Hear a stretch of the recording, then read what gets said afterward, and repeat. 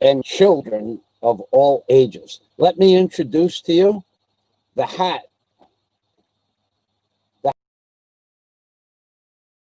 You can see this is a white hat, and everybody knows that good guys wear white.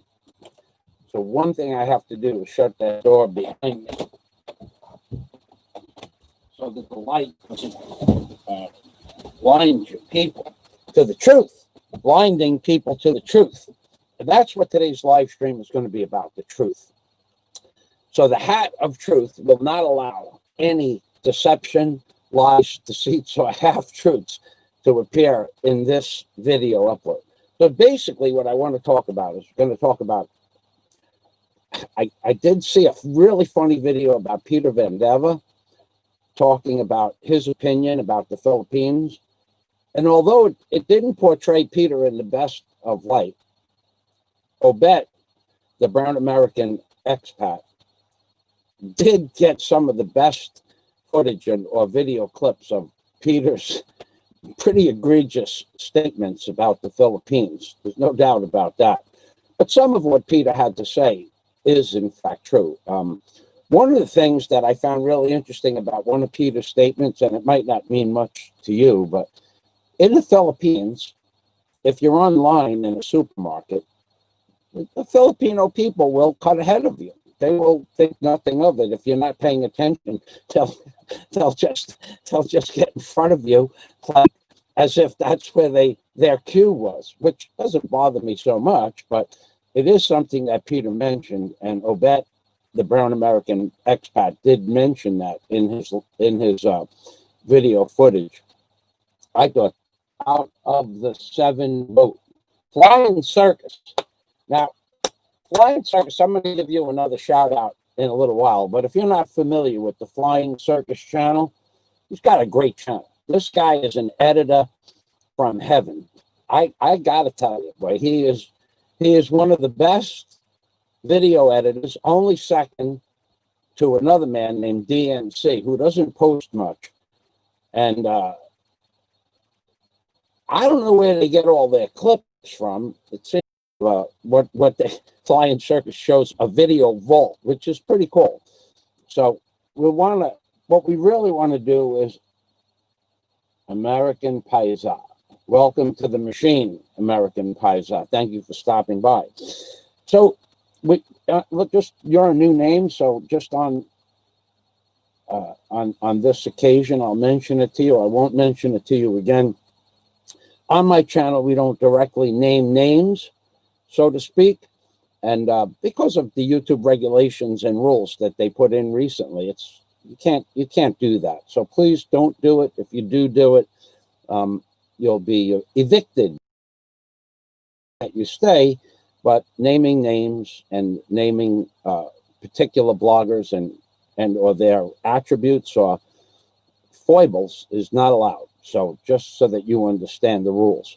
Now, moving on, I want to talk about calling the Fat Slug Blug, I think that's his name, an American hero. And I got notes up on this. I want to talk about the Fat Slug Blug. And I want to also add right now in the beginning of the video, because we are in the midst of another typhoon predicament here in the Visayas area of the Philippines. One of the things that man said in a previous video, could be wrong, but that's what I believe to be the truth. And recent connection. There goes my connection. That's just wonderful. We're having a storm here. All right, well, it looks like my connection is back. It did disappear.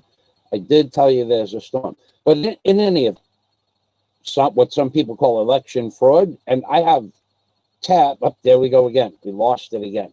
I lost it again. Lost the connect up the case now.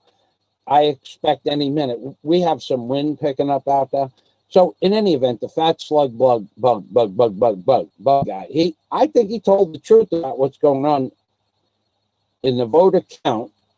I think it's true because on the top of my page here, I have tabs open from a guy named Steve Pichenik. And although I don't like to plug Alex Jones's show, he was on the show and he explained how President Trump was ahead of the voter election fraud. And he also explained how they were going to catch people that committed voter fraud by the use of a military-grade encryption. So my first point is that the fat slug bug guy, I think he told the truth about his opinion about the election voter fraud. I personally would never have done that, although I have made a whole lot of videos about Mr. Obama, but it doesn't matter how many views you get, you're going to be censored to the point where if you continue along the political road and you don't agree with the politically correct narrative, you're going to get, your views are just going to get decimated. But I also want to point out that by doing what the fat slug Glug did and his military background, if what he said is true about him being a rifleman, it probably put him on right near the top of a terrorist watch list or several. I spoke about this with Warren H.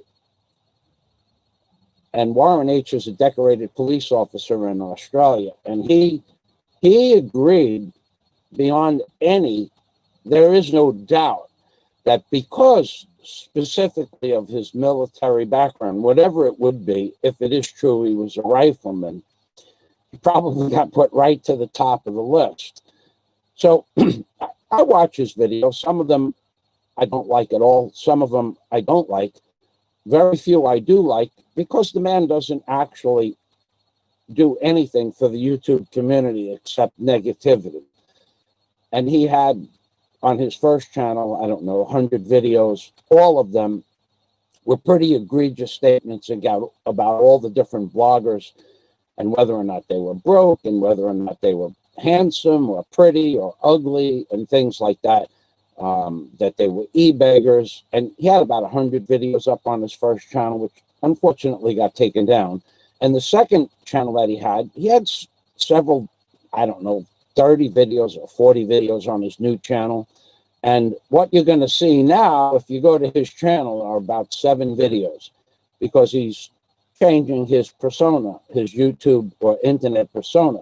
Because if he does get the notoriety with the 9 million views that he got on his standing up for what some people believe is correct and true, he doesn't want those people to see his actual persona of hating on so many people in the YouTube community, both in America and the Philippines.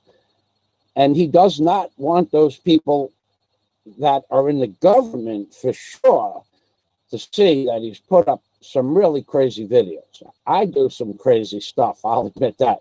But I don't go around saying, we'll use Tropical Tim, for example. Okay, so the fat slug bug. John Escape, I'll get to you in a minute. Yeah, that's right, John Escape. Who gives? Well, I'm going someplace with this because I have been accused of never owning race, YACHT, Y-A-C-H-T. So, and I heard that I've never owned anything and I was always broke my entire life from several different bloggers, and that's okay, because today, John Escape made a good point. Thank you for stopping by today, John. And I'm going to prove to you different. Now, in my post, I gave you 2 videos, and in this live stream, I'm going to give you 2 videos to watch. One is the Devon SR1, Formula 311 SR1. Then I'm going to give you the link to the PDF for that boat. The model that I owned, the boat itself, in a different color than that is in the brochure. Some of the brochure has my color pattern and some has a blue and white. Mine was like a burgundy and black. But I just want to show you how people on YouTube today, that's the whole concept of today's live stream, is that some people are liars and losers, some people are achievers, and some people are underachievers. And you can tell pretty much by what they're able to prove on YouTube. So yesterday I proved, or a few days ago, I proved that I owned $1 million house in Key Largo on the water, on a deep water canal. And I had to do some serious backpedaling, or what the Bible calls backsliding. So let me get to my notes, and we lost the live stream again. Now the live stream seems to be back on. You might not have heard my last little dissertation. Anyway, they're all liars on the internet. And I'm going to talk about Trump and Biden as to whether or not they're telling the truth. I'm going to talk about some of the internet channels, and more specifically YouTube, and whether they're telling the truth. So John Escape. Okay. John Escape says, okay, then now Sleepy Joe and the camel will rule. I bet anyone Joe will be out in less than a year because he is not in their plan. They will say his mental state is deteriorating and must step down. I agree. I agree with that. Well, it wouldn't matter whether or not Biden wanted to stay as a president. Most people don't believe he's fit to be president, and that he was just placed there so that he could get Kamala Harris in as the first woman of color president.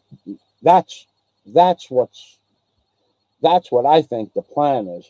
And Steve Pagenik, although I don't like to plug Alex Jones, was on a show saying how Trump is supposed to be able to prove voter fraud, in that the way he explained it. Now, I'll do this because it's more important as to whether or not I owned an Ocean Racer. The way he explained it is that the CIA or the NSA encrypted every ballot before it went out with a military-grade, non-radioactive encoding pattern somehow. And with that, if there are any ballots that are going to be counted that don't have that military-grade, non-radioactive encryption, they'll be proven to be fake, and they'll be able to be disqualified. Now, Steve Pagenik, not me, on the Alex Jones show, said that Trump and the NSA, I think it was, I'll give you the link, set this up a long time ago, several months ago. And let me give you that link right away. I'm not going to show you the video, but I will tell you.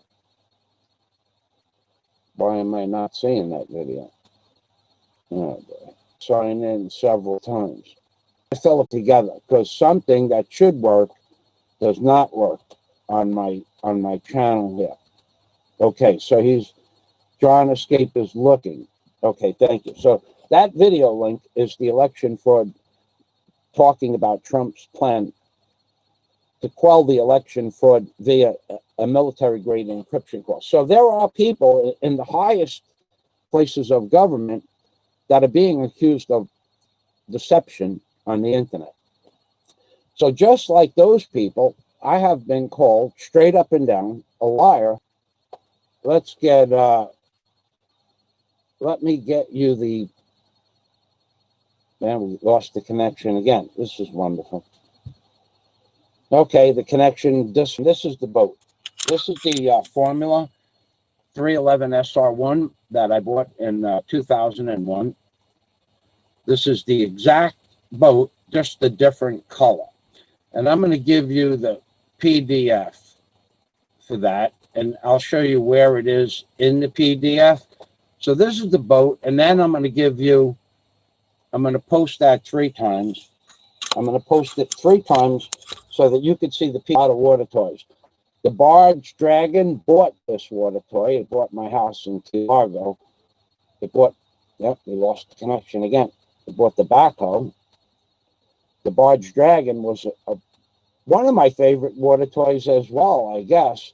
The Barge Dragon bought my house in Key Largo. It bought my Formula 311 SR1. It bought a Caterpillar 428D backhoe. It bought an entire excavation company, including a dump truck, that have had success. And then those people on here are ridiculed for their success because of what again, I lost the connection. This is ridiculous. This is the internet, as Scott Del Fuego says, is terrible. I'm a Matt Helm fan. Matt Helm. All right, you want to post some links? You know what? Good Friday was the name of the boat. The original boat was owned by a doctor in Ohio. The boat came from Ohio on a trailer. It had never seen salt water, and I had bought it from a freshwater lake in Ohio. And it was absolutely pristine mint condition. So I'm going to give you that video link. Was named, the boat's original name from the pharmacist that owned the boat.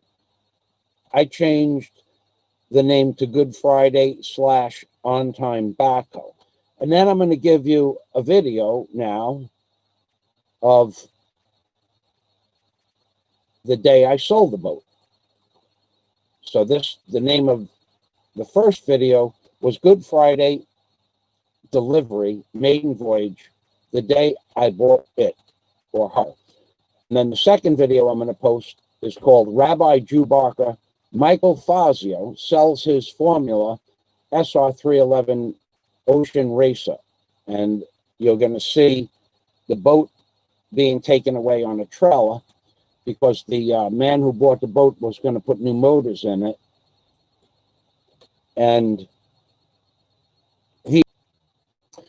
I don't know what he was going to do with them, but he was putting bigger block, more power. So he was going to throw 1,200 horsepower. Factory comes with 720 horsepower, twin 454s. So I have been called a liar for whether or not I owned a yacht. And this boat is designated as a yacht in the link I'm going to give you again 3 times. And then I'm going to show you the brochure itself. So what we need to do is get to the 311 SR1, which is right here. And what I need to do, okay, so I'm going to show you this is the color of the boat. These are the boat colors I had, the burgundy and black. And this is the Formula Thunderbird symbol right there.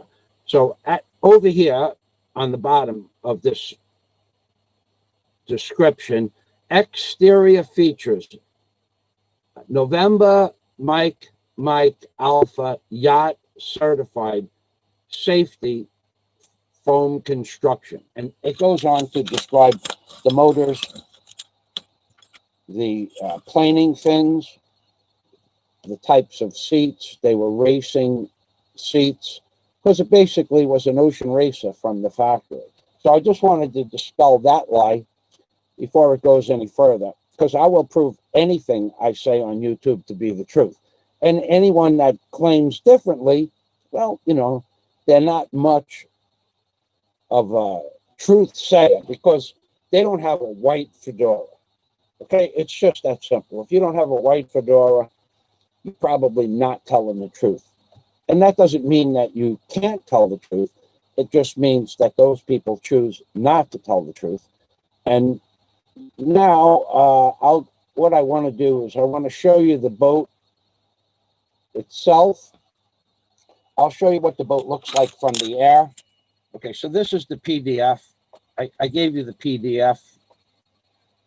This is what the boat looked like from the air. So if you never owned an ocean racer, I can't blame you for that. But if you tell people that they didn't own an ocean racer, and then they have on my channel, I have 30 videos of this boat at various, what is called the regatta, the Labor Day parade. And this is the sun deck in the back of the boat. Going to what is called Holiday Isle. That's what the back of the boat looked like, the seat configuration. The boat had an exhaust system called, that's what the boat looks like from the front view. And here's all the description of the boat.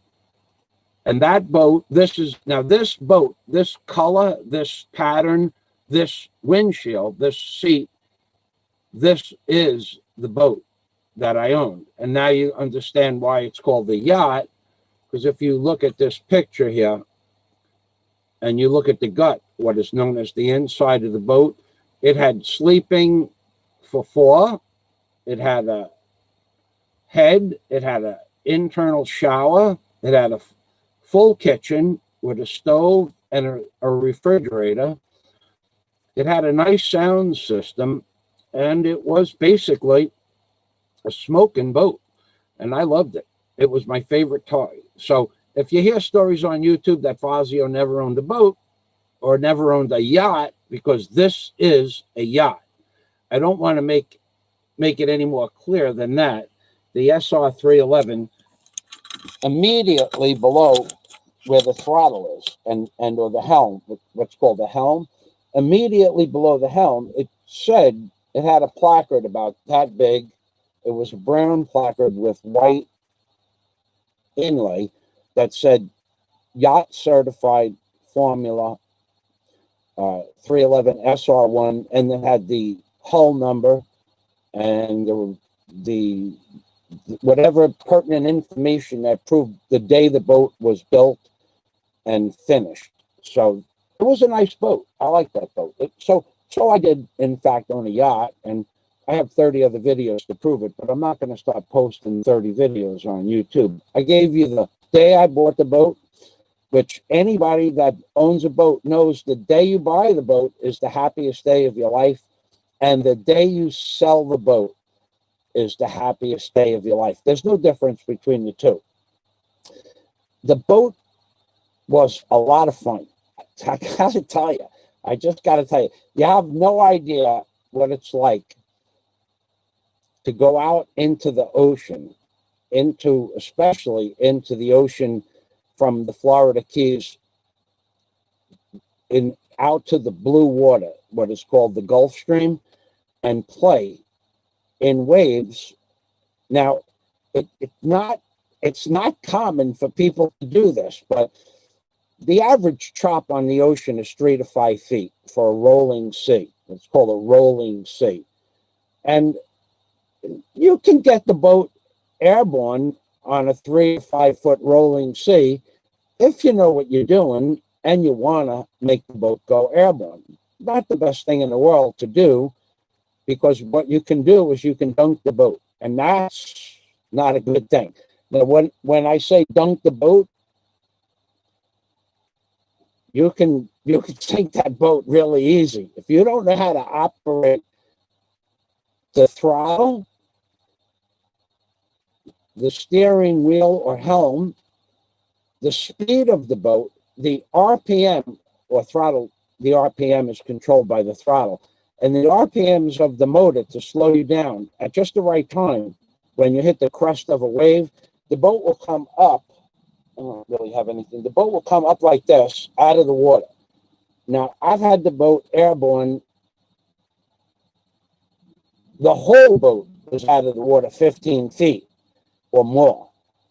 That was, I did that one time. I like going that fast out in the ocean. It's not a toy. It is a toy. It's a water toy, but it's not the kind of toy that you want to make a mistake on at 60 miles an hour, 58 knots. So anyway, I took the boat. This was like, I can still see the boat. I could still see the boats around me far in the distance, but I could also still see how far up out of the water I flew. And it was just I was lucky. I got to tell you, I was lucky. So I'm riding waves or swells just before a major hurricane in the Florida Keys. I'm probably only one of 3 or 4 boats out in the ocean, and they were lobster boats pulling their traps or fishing boats. And I take off of a crest of a wave that was about maybe 10 feet, the rolling sea. But I took off at 50 miles an hour, maybe more. I was not looking at the odometer. I was looking at the crest of the wave, where the next crest of the next wave was, and the angle I was going to hit the wave. So this is what I mean about it's fun, but it's dangerous. So I take off, and the boat goes way farther out of the ocean than it ever went before. So I mean into the impeller, just not a good thing. So and the boat takes off, and the boat is up in the air like this. It seemed, I'm going to say the boat flew 75 feet, between 50 and 75 feet minimum, maybe more. Could have flew 100 feet. I don't know. And the boat, now I'm looking at the boat. Now the boat's up, and I'm looking at the next wave. If the boat starts to come down nose first and goes into the wave, that's it. Game over. Boat sinks. That boat was not floatable when it submerged. And the boat lands. So here's the wave, and here's the boat coming at it. If the boat would have went into the wave, the boat would have went straight into the wave, and it would have went straight down, and then I would have had to abandon the boat. And that would be the end of the boat, because I was out in the Gulf Stream in, I don't know, 80 to 100 feet of water minimum. I don't have a depth finder on now. And it was fun. It was a lot of fun. So people out there that never owned an ocean racer or a yacht ocean racer, and they're a little bit jealous of people that did own one, today's proof in video format was the day I bought the boat in 2001 and the day I sold the boat in 2011. So I'm going to go back to the comments. So let's just show you what the boat looked like. It had 4... It did not have an anchor set up in the front. You had to take the anchor out of one of these little hatches and throw it overboard and then tie it onto this front cleat. Now, I'll give you a little bit of specifications on the boat, and then we're going to go back to the comments. The boat itself listed for about $115,000, which puts it out of the price range of most people. Although I didn't pay that much for it, today's value of the boat, to give you an idea, I'm not going to tell you what I paid for it, but today's value of the boat is still $36,000. The boat 32.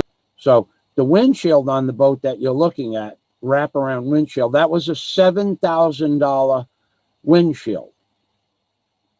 And the seats, that seat there with the man in it, and that seat there with the woman in it, those seats cost $5,000 US each for each seat. So you're looking at $10,000 worth of seating. So that's why in this picture here, it says exterior features, November Mike Alpha Yacht Certified. Right there in the middle. It's right in the middle of the PDF. So I have that blown up in my file. So I really was, that was a really cool toy. But the point of today's video is basically to teach people not to believe everything you hear on the internet, unless people have video proof or documentation. Now, if someone really wants to get into it deep with me and lose a lot of money, I will wager you any amount of money. We put it in an escrow account, and I'll show you the registration for the boat. I'll even show you the insurance that I had to keep on the boat. And I will show you 30 other videos of the boat behind my house in Key Largo. I am very tired of people calling me a liar on YouTube.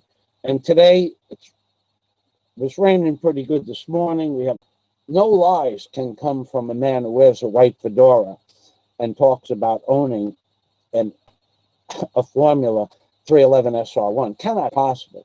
So the people that said, and there are many trolls on YouTube, said, no, Fazio never owned a boat. Well, there. Welcome, my friend. Welcome. LaRue Seagrass has a wonderful channel. She's a very religious person, and she speaks both English and Visaya and possibly Cebuano. So please, by all means, subscribe to the comments. Matt Helm was... I'm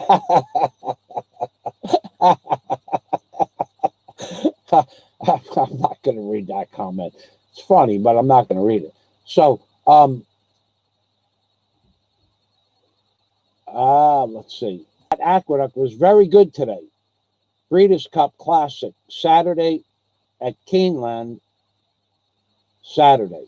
Okay, so John Escape, he doesn't have a channel out there that have commenters and so-called YouTube bloggers that are complete underachievers. Underachievers. Let's just call them underachievers. Let's be kind to the little, the small-minded people of the world.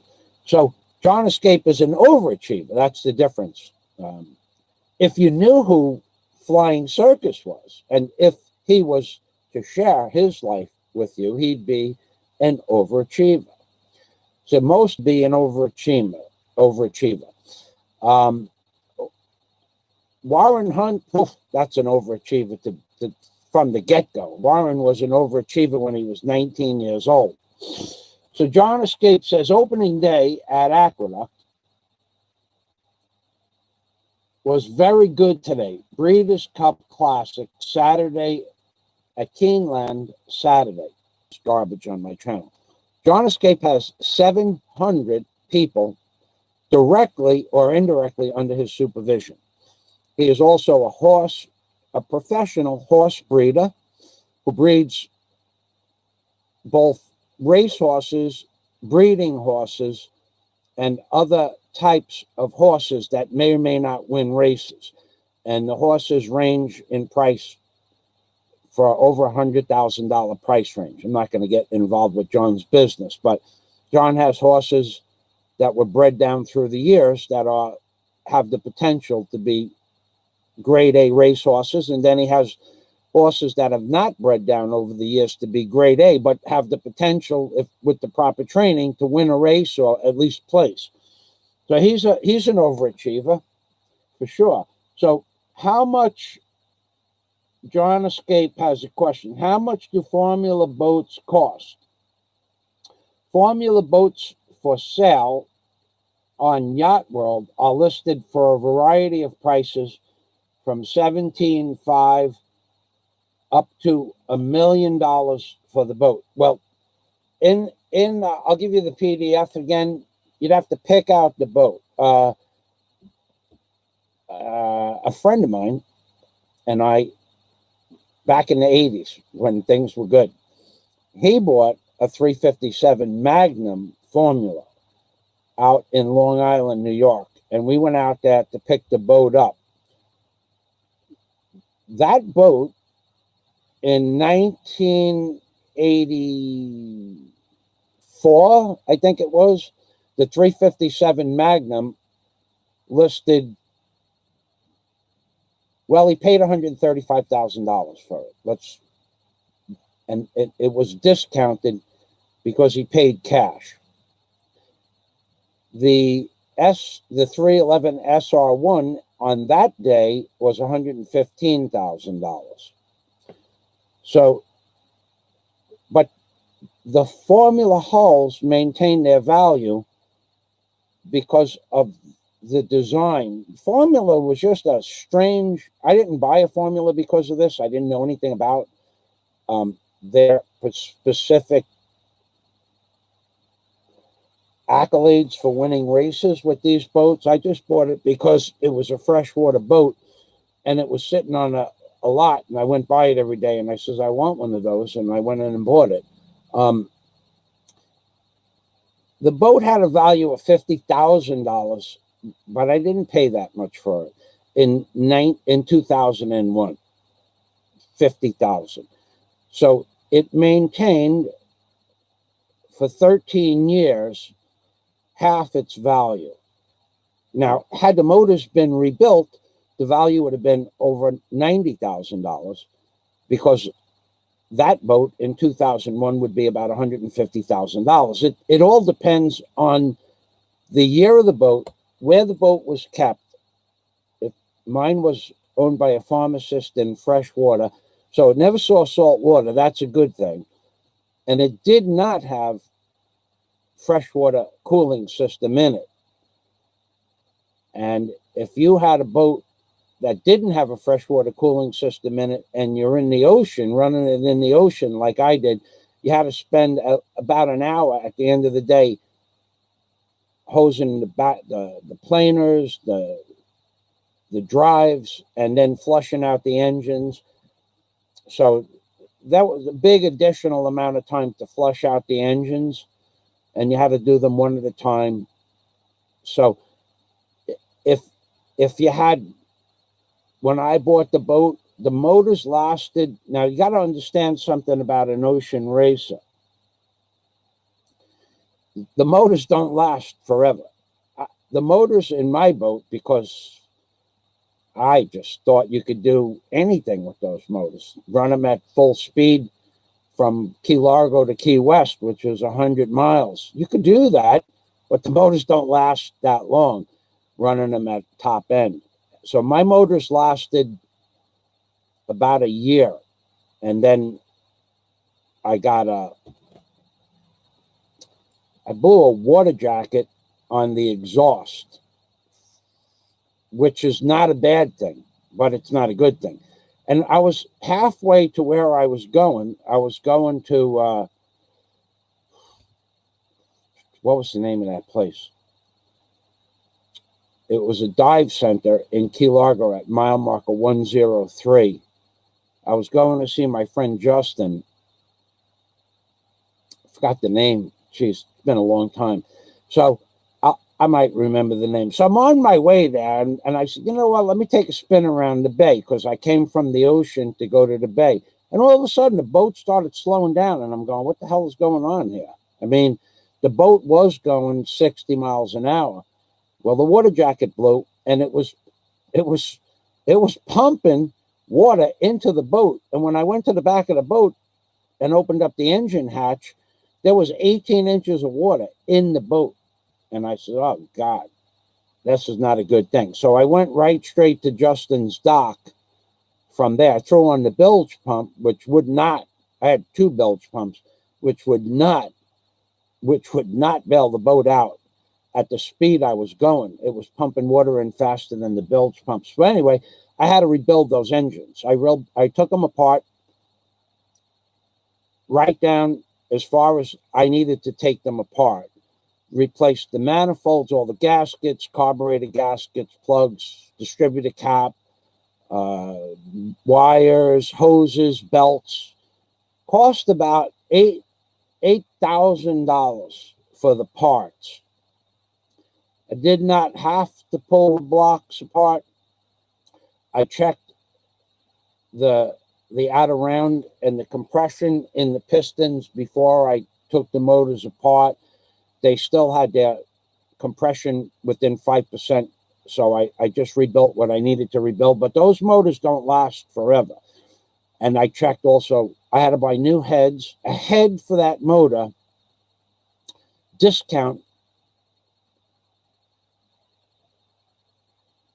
in cast iron, were $700 per head. That was discounted, and that was in 2002. So it depends on how many hours the motors have on them. They have a Hobbs meter. It depends on where you're running the boat, and more so it depends on whether the boat is on the hook. Or in the back of my house, I had davits that took the boat out of the water when I was done with the boat at the end of the day. That's called on the hook. So the value of the boat when I sold it was very high. very high compared to the condition that it was in, only because of the quality of the hull. And that's all the guy cared about. The boat had, apparently, when they built the hull, this is something that happens from the inside out. Fresh water will rot wood a lot quicker than salt water. I don't know that that's why the man sold the boat, but apparently there was some sort of an opening between the ribbing, fiberglass ribbing, and the wood that made up the structure of the bottom of the hull, and that caused internal rotting.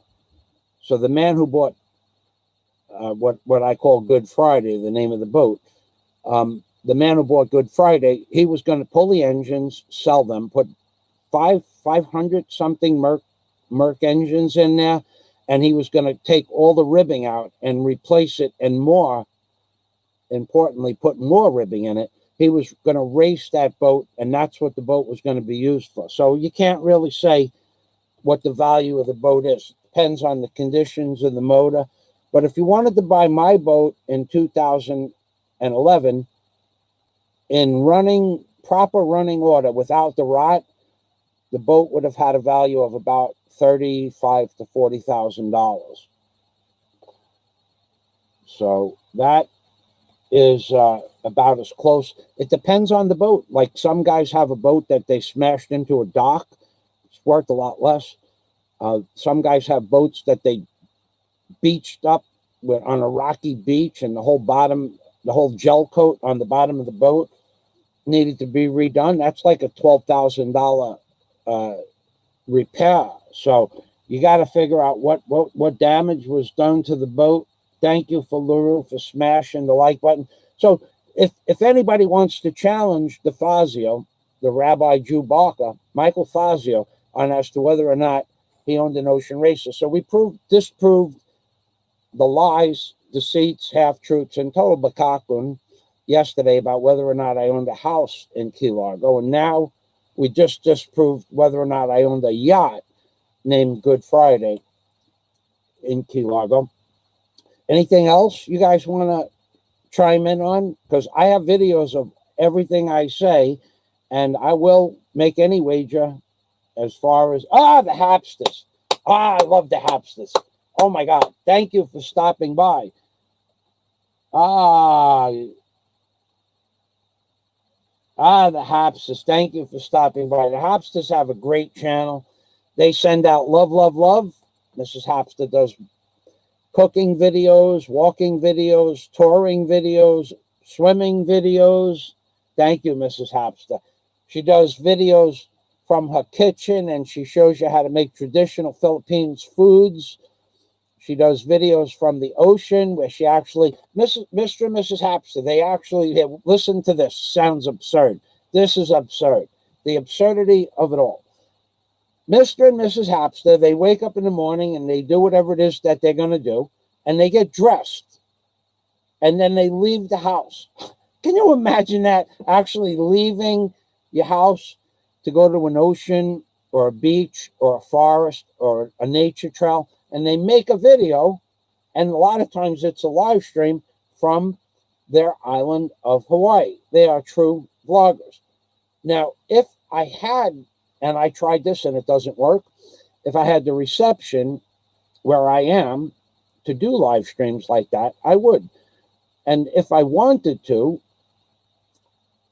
and we have no reception here in Bohol. I'm getting 0.7, I'm getting 0.8 megabytes upload speed, and that's hardwired into the system. On live stream on my tablet or my phone, it just doesn't work. It doesn't work at all. It's like you see static. So, but Mr. and Mrs. Hapster, they're actual bloggers like myself and several other people who we go out and we talk to people and we go to jobs. We don't just do the blah, blah, blah on the YouTube tube. So actually, Mrs. Hapster's channel is much better than mine. She lives in a beautiful place in Hawaii. So if you want to watch you want to choose to watch whose channel to watch between myself and Mrs. Hapster, and you want to learn about the Philippines and the Philippines culture, you can ask Mrs. Hapster more about that topic matter than me, because I'm not Filipino, apparently. But Mrs. Hapster is. So if you want to learn about the Philippines, that is a channel that you can learn about the Philippines from. So I give Mrs. Hapster and Mr. Hapster like 5 thumbs up, 1, 2, 3, 4, 5. 5 thumbs up, 2 thumbs up, it's all the same thing.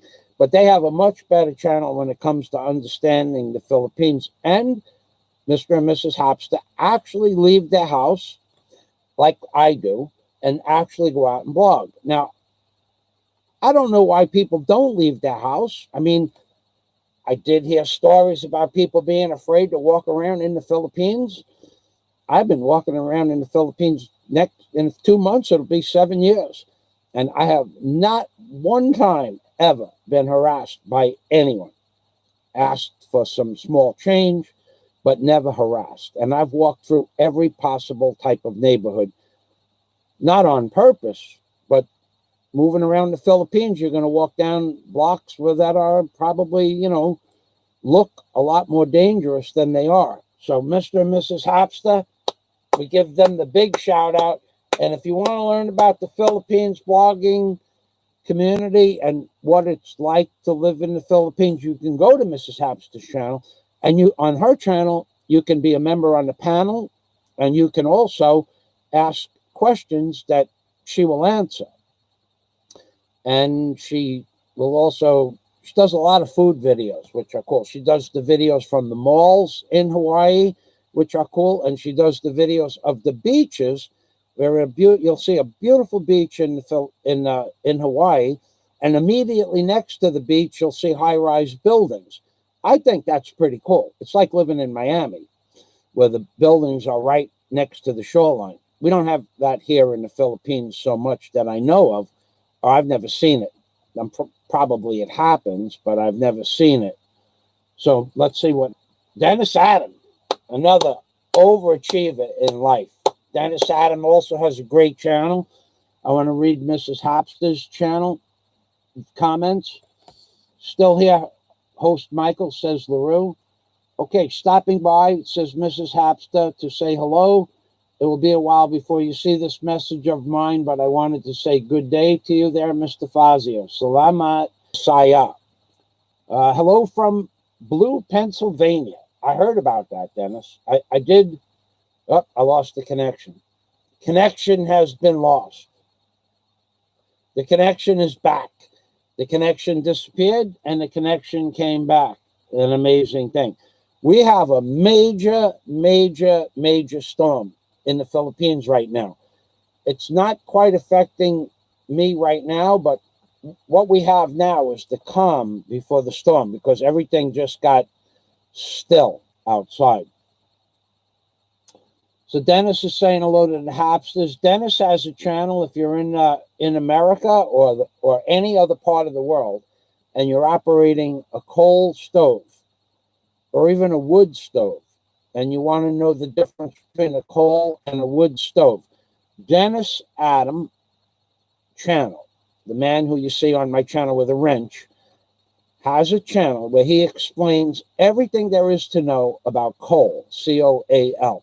Coal stoves, the 3 different types of coal, how long they'll burn, how to stoke the coal stove, how to store the coal, how to get the coal from the truck into your storage bin, how to clean the coal stove out, how to keep the floor clean under the coal stove, and how to maintain the heat from the coal stove in your house.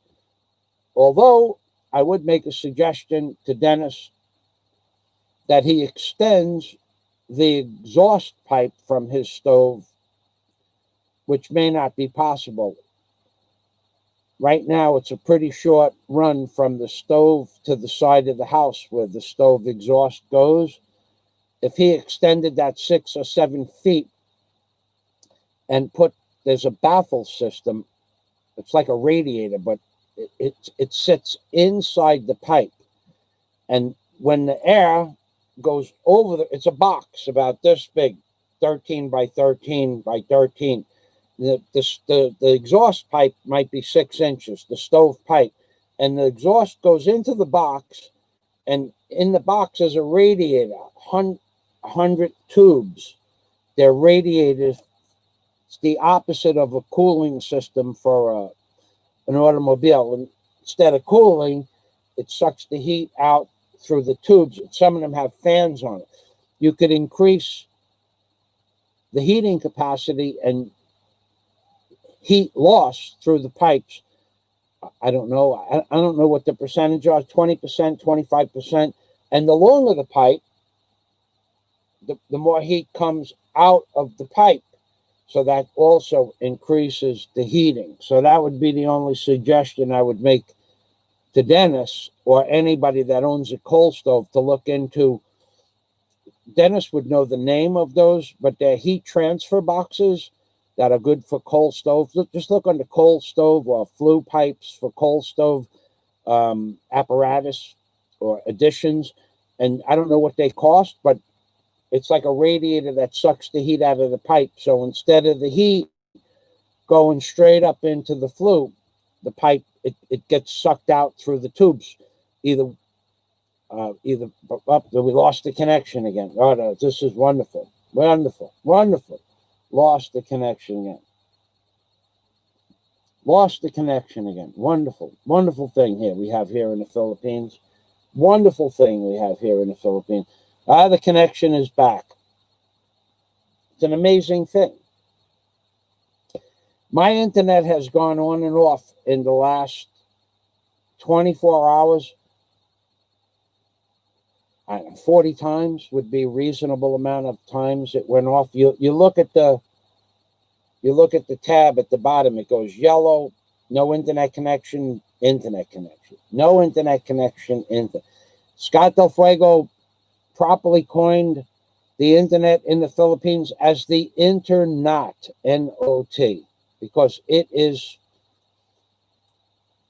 what you pay for in the Philippines as far as internet is not worth what you pay for. You're paying for 5 megabytes upload speed. I am lucky if I get 1. You're paying for 20 megabytes download speed. You're lucky if you get 3.8. And when they come to your house, they show you on the meter. I could do it with their meter online. They come to the house and they showed them it's only like 0.8. Yes, sir. What do you mean, yes, sir? Dennis has one. All right. Finally. 2 years ago, you didn't have one of those bad boys. Dennis has one of those boxes. So if you want to know about coal stoves and whether or not the box works, then go to Dennis Adam channel and look at his coal stove videos. Some of them have quite a few views, too. He's a very well-known man that uses a coal stove in the coal stove video industry on YouTube. I don't know how many videos he has total, but he's very good at what he does. So thanks for stopping by. And he's a pretty nice fellow to talk to in person as well. So LaRue Segrest is saying hello to friend Dennis. Mrs. Hapsta says, that's too bad. You cannot get any good connections. Would have been great to see the area where you live. I heard it's a beautiful area there. It is. I don't show you the area per se where I live on my videos so much. I normally travel around to other areas. I'm certainly proud of where I live. I certainly get along well with all my neighbors who are all friends of mine. And we have a wonderful relationship. And the reason we have a wonderful relationship is because I don't put them on YouTube. Filipinos are very photogenic when you go to the city and they're outside their environment, their home or domicile environment. But in the area where I live, on the area of Panglao, the whole island is a fishing island. People here are very simple people. They don't want to be on YouTube. And that's why I get along with them. I make videos about them. I'll give them the links for them to see their family on YouTube. And that's how you maintain friendships, by agreeing to not put them on YouTube, because even the videos I made last week of 40 plus people saying, "Hey, Mike, how you doing?" greeting me and high-fiving and chit-chatting and so on and so forth. I said, "You guys want to be on YouTube?" And they said, "No." I says, "All right, I'll give you the links when the videos are uploaded." That they'll watch, but they don't want to be on YouTube. And that's how you maintain friendships in the Philippines. Their culture is their culture. It's different.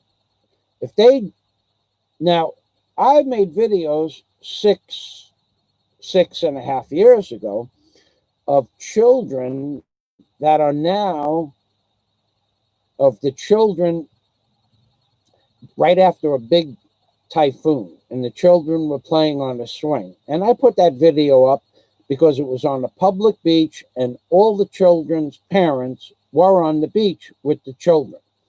But I don't make videos about the children in the neighborhood and put them up on YouTube, because you have these people out there that will say egregious stuff when there's nothing really nefarious going on. They're children. So I wait for the children to grow up. I guess I'm going to be here long enough to see all the children grow up. But the videos that I made on a public beach with the parents, I put up. But the neighborhood children, some of them are 18 months, some of them and older, and they walk around with their parents. They go to the beach and whatnot. I don't put that kind of video up on my channel. It's not good to film children. Not that children are not in my videos, but the video I made last week of my area, I did a walk around my entire area, and I greeted, I don't know, that day, 40 people, hellos and amping permi and mayan hapon and mayan buntag and all that other good stuff. They don't want to be on YouTube. So I don't show my neighborhood or my area in general. They don't. Now, if you go to Alona Beach, where it's a tourist place, nobody cares that they're on YouTube. But the locals in the Philippines would prefer not to be on YouTube. So that's why you don't see where I live. Now, my friends see where I live and see what I said is true. Because, of course, if I have the white fedora, what I say is true. Now, I've also heard stories that everybody in my neighborhood hates me. You couldn't prove that for any amount of money. That's just an amazing, the lies, deceits, and half-truths that appear on YouTube are amazing.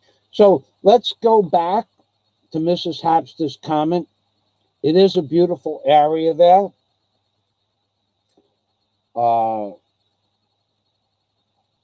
Some of the videos that I had of the area are given to my friends. Some are given to the people I make the videos for. I make hundreds of videos I don't post publicly. And that's probably a good thing, because and the whole neighborhood is just, you can't walk 50 feet without seeing a kid around here. They don't want their kids on YouTube. So that's a good point to make. If you think that you're doing something cool and going around filming children on YouTube, you have people making up stories why you're filming them. You have people saying things about the children and possibly the blogger itself that are probably not a good thing, probably not even true.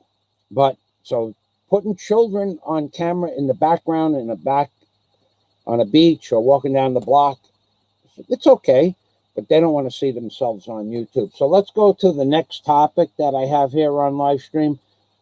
I did mention that there's a guy out there that became world famous.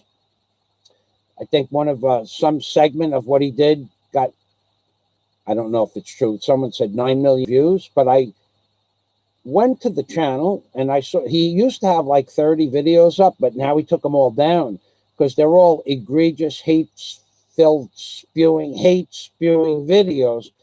And now that he has a new persona, not only did he take the videos down, he changed the name of his channel. But with the 9 million views came some fame and notoriety, and his name appears now all over the internet, his real name, which I don't know if he was trying to hide it or not.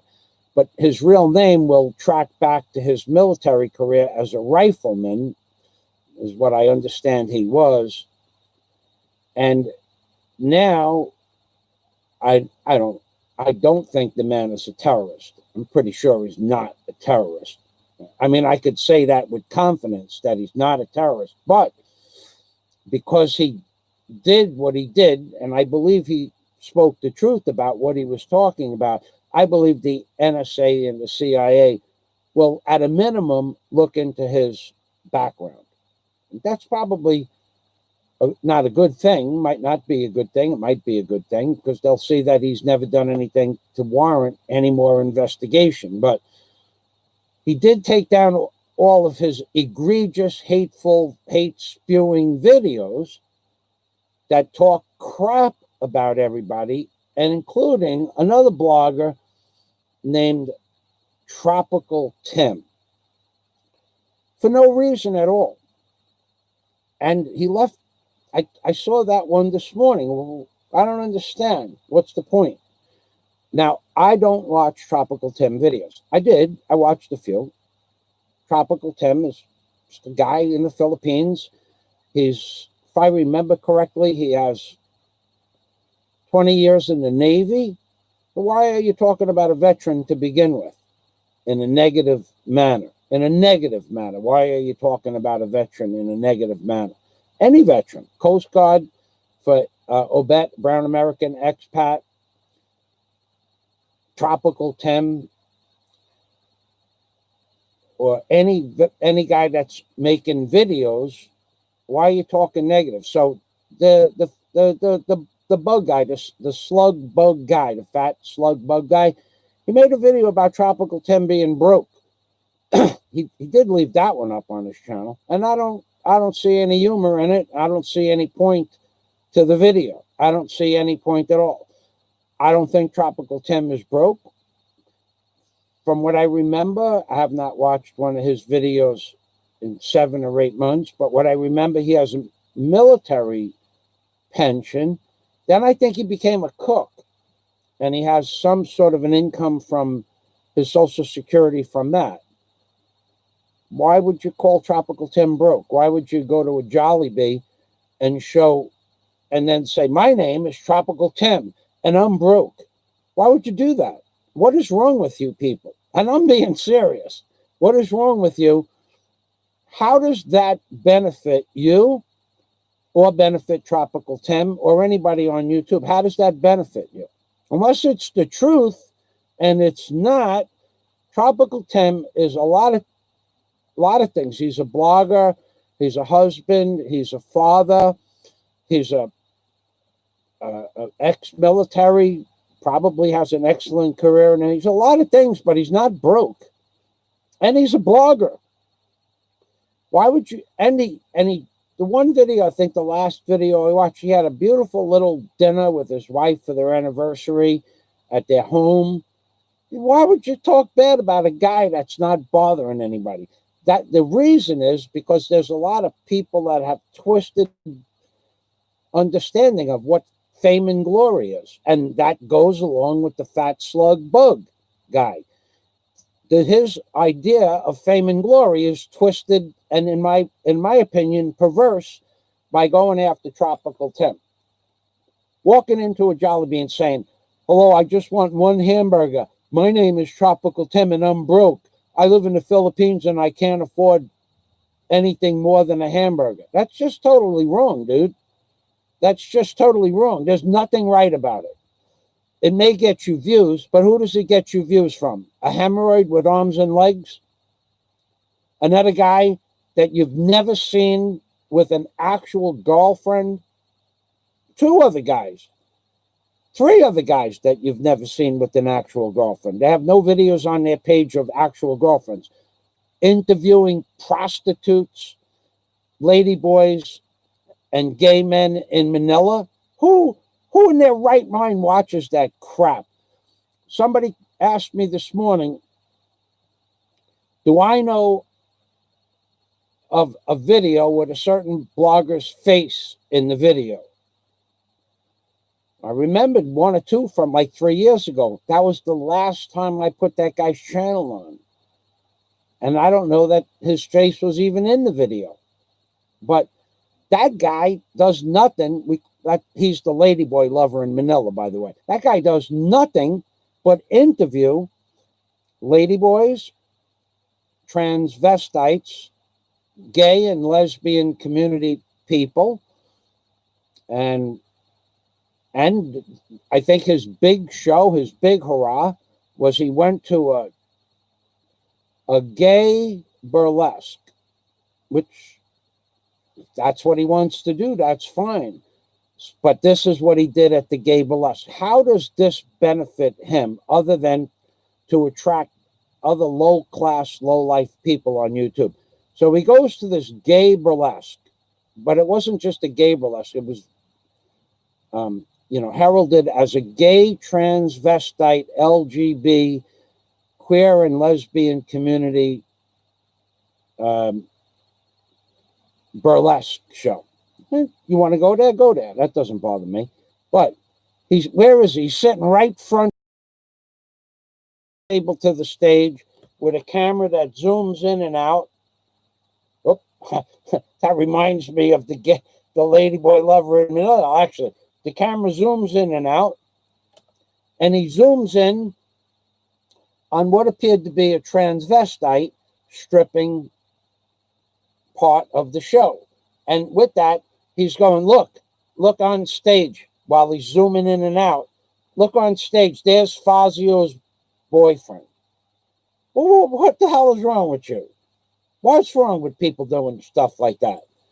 That's something. Now, that guy can make a video about anything he wants. Everybody knows what he does when he goes to Manila. I mean, that's no secret. I mean, you could go to his channel and takes about 15 minutes to figure out why he goes to Manila and interviews ladyboys and transvestites.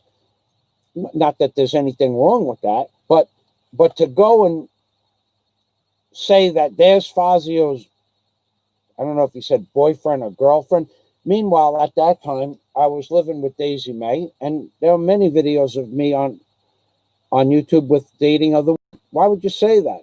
What's wrong inside your head? And that's the type of thing that the fat slug bug does.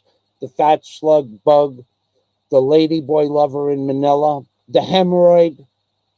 Then you got people with no brain trust at all, like Big Kevin, allowing people on their channel to talk bad about other people and laughing about it.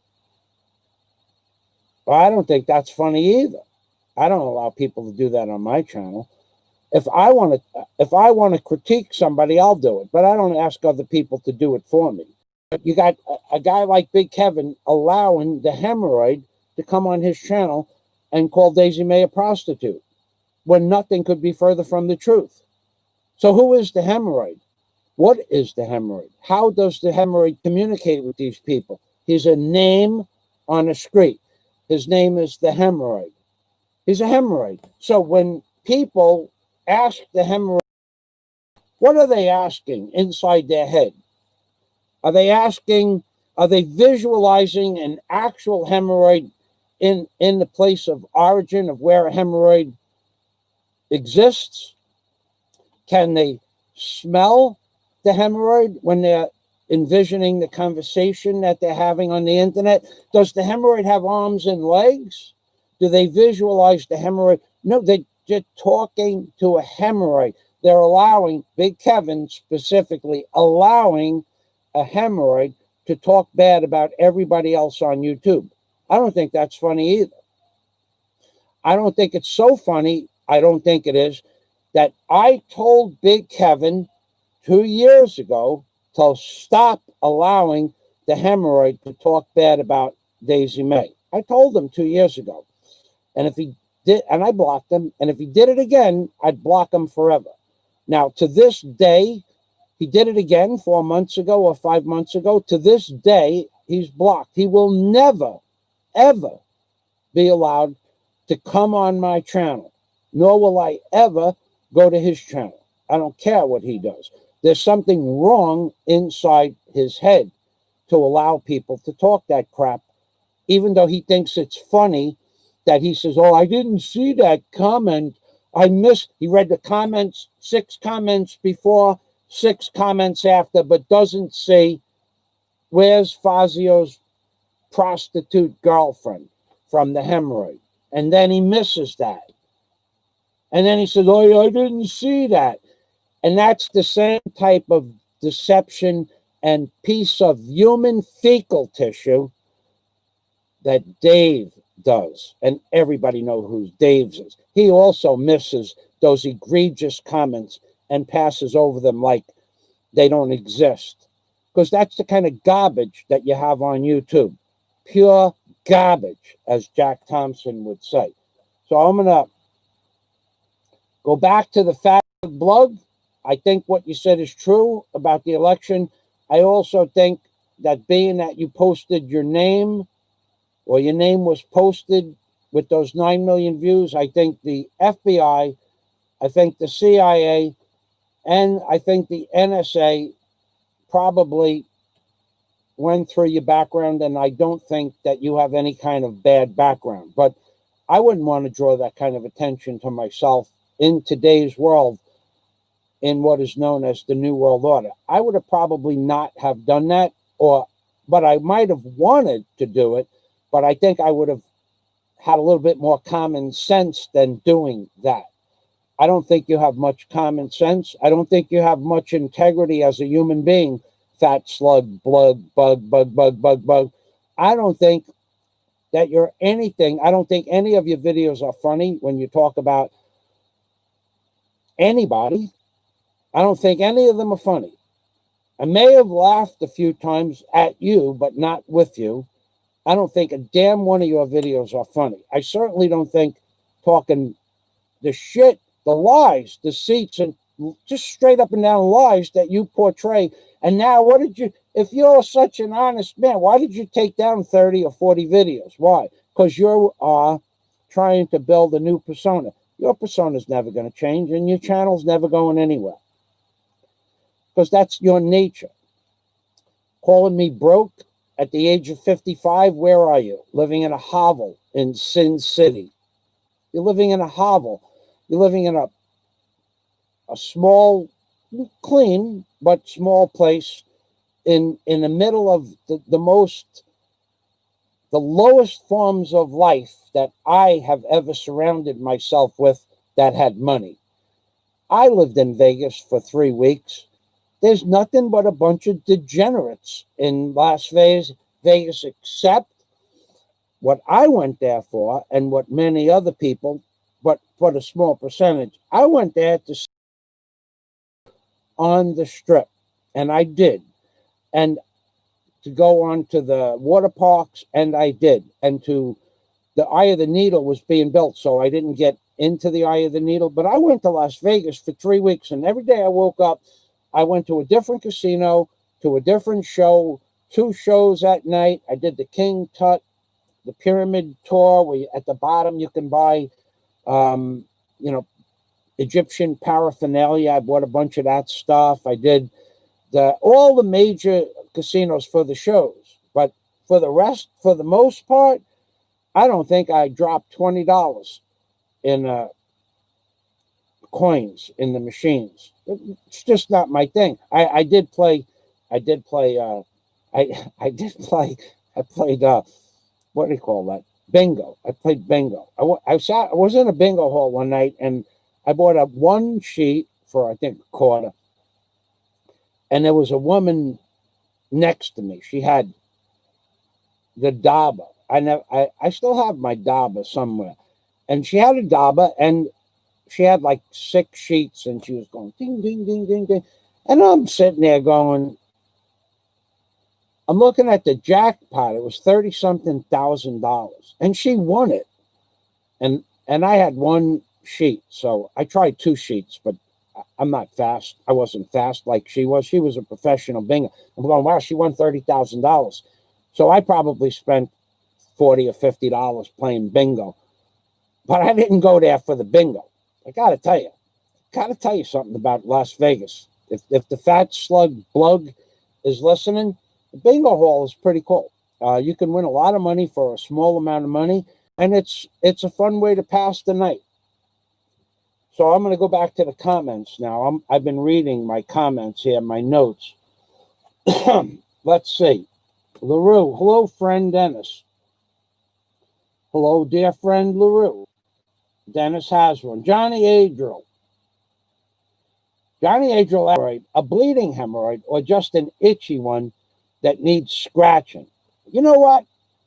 After 7 years of listening and watching people talk about the hemorrhoid, I would imagine he's a bleeding hemorrhoid. And I don't want to elaborate on that, but what purpose does the hemorrhoid serve? No purpose at all.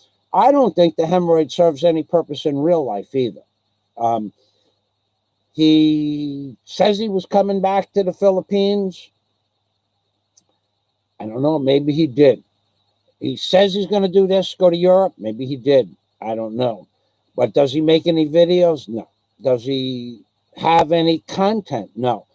He did say he was living with his family, not in his mother's basement, but he said he was living with his family, and that's how you save money. But he said in 2 or 3 years, I'll have enough money to live in the Philippines for the rest of my life like a king. And that was 7 years ago. So I don't know if anything the hemorrhoid says is true on or off the internet. And I would go with the primary thought process that the hemorrhoid is a bleeding hemorrhoid with arms and legs that smells funny. And I don't understand why anybody would allow the hemorrhoid to comment on their page. I don't understand why that would be, why it would be possible. Why would you let a guy that has nothing to say to anybody, with no content, no life, so to speak, why would he be important to your life? Now, I only mention it because he's still making comments about a girl I broke up with, and she broke up with me. However you want to look at it.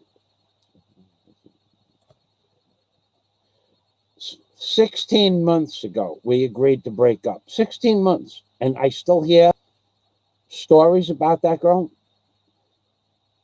Something wrong with you people in your head that you can't let it go. And there's something wrong with other people that believe that every man came to the Philippines to date a woman. There's something wrong with that. Not every man came to the Philippines so that they would have a girlfriend or a wife. Not every man comes to the Philippines for that. I know why I came to the Philippines. I came to the Philippines to live on a white sand beach and be able to swim anytime I want. Because when I was in Florida in the winter, you couldn't swim even in the Florida Keys in the winter. So I looked at the water temperature. I chose an island where the water is clean all the time, and where I live, and the water temperature remains constant all year, where I can go scuba diving on any time I want, swim anytime I want, go to the ocean anytime I want, and live and watch a beautiful thing happen under the water or on top of the water. I did not come here to get myself locked into a relationship with a woman for the sake of having a woman cook and clean for me. That's not what life is about for some men. For other men that are incapable of cooking and cleaning and maintaining a house, which is very hard to do, they need a woman. But I don't. Okay? I am perfectly capable of cooking, and the little bit of cleaning that needs to be done gets done. The rest of it just doesn't get done. Not every man portrays his life as, I am not Mr. Clean. I never was. I don't want to look like Mr. Clean. I don't even want to be Mr. Clean. I am not going to be my mother, who never stopped cleaning. She would clean she had a process in the back of the house to the front of the house. And then she'd go down into the basement, clean the basement, do all the laundry, fold everything, clean the washing machine, the top of the washing machine. Then she'd come back upstairs and she'd start in the front of the house. And she was a collector of many different types of antiques. She'd take every antique off the shelf and dust every antique once a week. So when she was done with one end of the house, she went to the basement. Then she started again. I grew up in one of the cleanest houses in the world, that one woman could devote that much time to cleaning. I would say, Mom, let's go to the park, or let's go watch a movie. Or no, I have to clean the inside. I have to clean the inside of the dining room cabinets. We're going to have company next week, and the depression glass needs to be dusted off. Okay, but I'm not going to be like that. So I don't need a woman to cook and clean for me. I'm perfectly happy being single. I liked living with Daisy Mae, but it didn't work out. But I don't need a hemorrhoid, a bleeding hemorrhoid, a bloody hemorrhoid. I don't need a bloody hemorrhoid still talking crap about Michael Fazio and Daisy Mae 15 months after we broke up. You're never going to get me to say anything bad about Daisy Mae. She's never going to say anything bad about Michael Fazio. If you hear stuff about Michael Fazio, can you prove it? And if you can prove it, who was saying it? Did it come out of Daisy's mouth? And even if it did, what woman is going to tell any man the truth about why they broke up? What woman is going to do that? With a woman. I know men on YouTube that have broken up with wives and girlfriends, and then years later, they're still talking about the foibles of their wife and girlfriends. Why? How does that serve any purpose? How does it serve a purpose? What purpose does it serve? I don't see the purpose in it. But those are not real men, in my opinion. Those are just not real men. So if you want to do that and you want to think that you're a real men are not going to talk about their ex-wives, ex-girlfriends, ex-relationships. Shit. If I had to talk about all my ex-relationships, I wouldn't have time to do anything else. There would be no time in the day. But why would I do that? In 7 years, I don't think you've ever heard me say anything bad about a Filipino, other than the fact that some of them ask you for large sums of money after dating them for a short period of time. That's out of the question. Some of them are late by 2 or 3 hours, at which point I leave. Long before that, 1 minute, I leave. But they're not much for time, and they are very asking, and well, they should. They don't have much. But if you know somebody for just a short period of time, and this is going to happen if you move to the Philippines, typically every Filipino woman when I lived in Cebu, that met a man in the hotel that I lived in, typically they would ask the men for a gift of a phone or a computer. And I know people that spend 100,000 pesos in $1,014 for one girl for a computer and a phone. His name was Bob. I call him Dirty Bob, but because he was a degenerate. And I don't know where he met this girl, but he spent 100,000 pesos. And then he got her a place, an apartment near the hotel, and paid for it for 6 months in advance. And he gave her an Apple computer for about 80,000 pesos, and he bought her a 20,000 peso phone. And that was to seal the deal that she would be waiting for him when he came back 6 months later. So the hotel I stayed at was a known hotel, very, very nice hotel. but it was a known tourist attraction in the Philippines.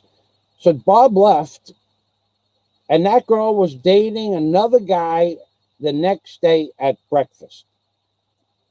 So, you got to understand that you're going to get asked for a lot.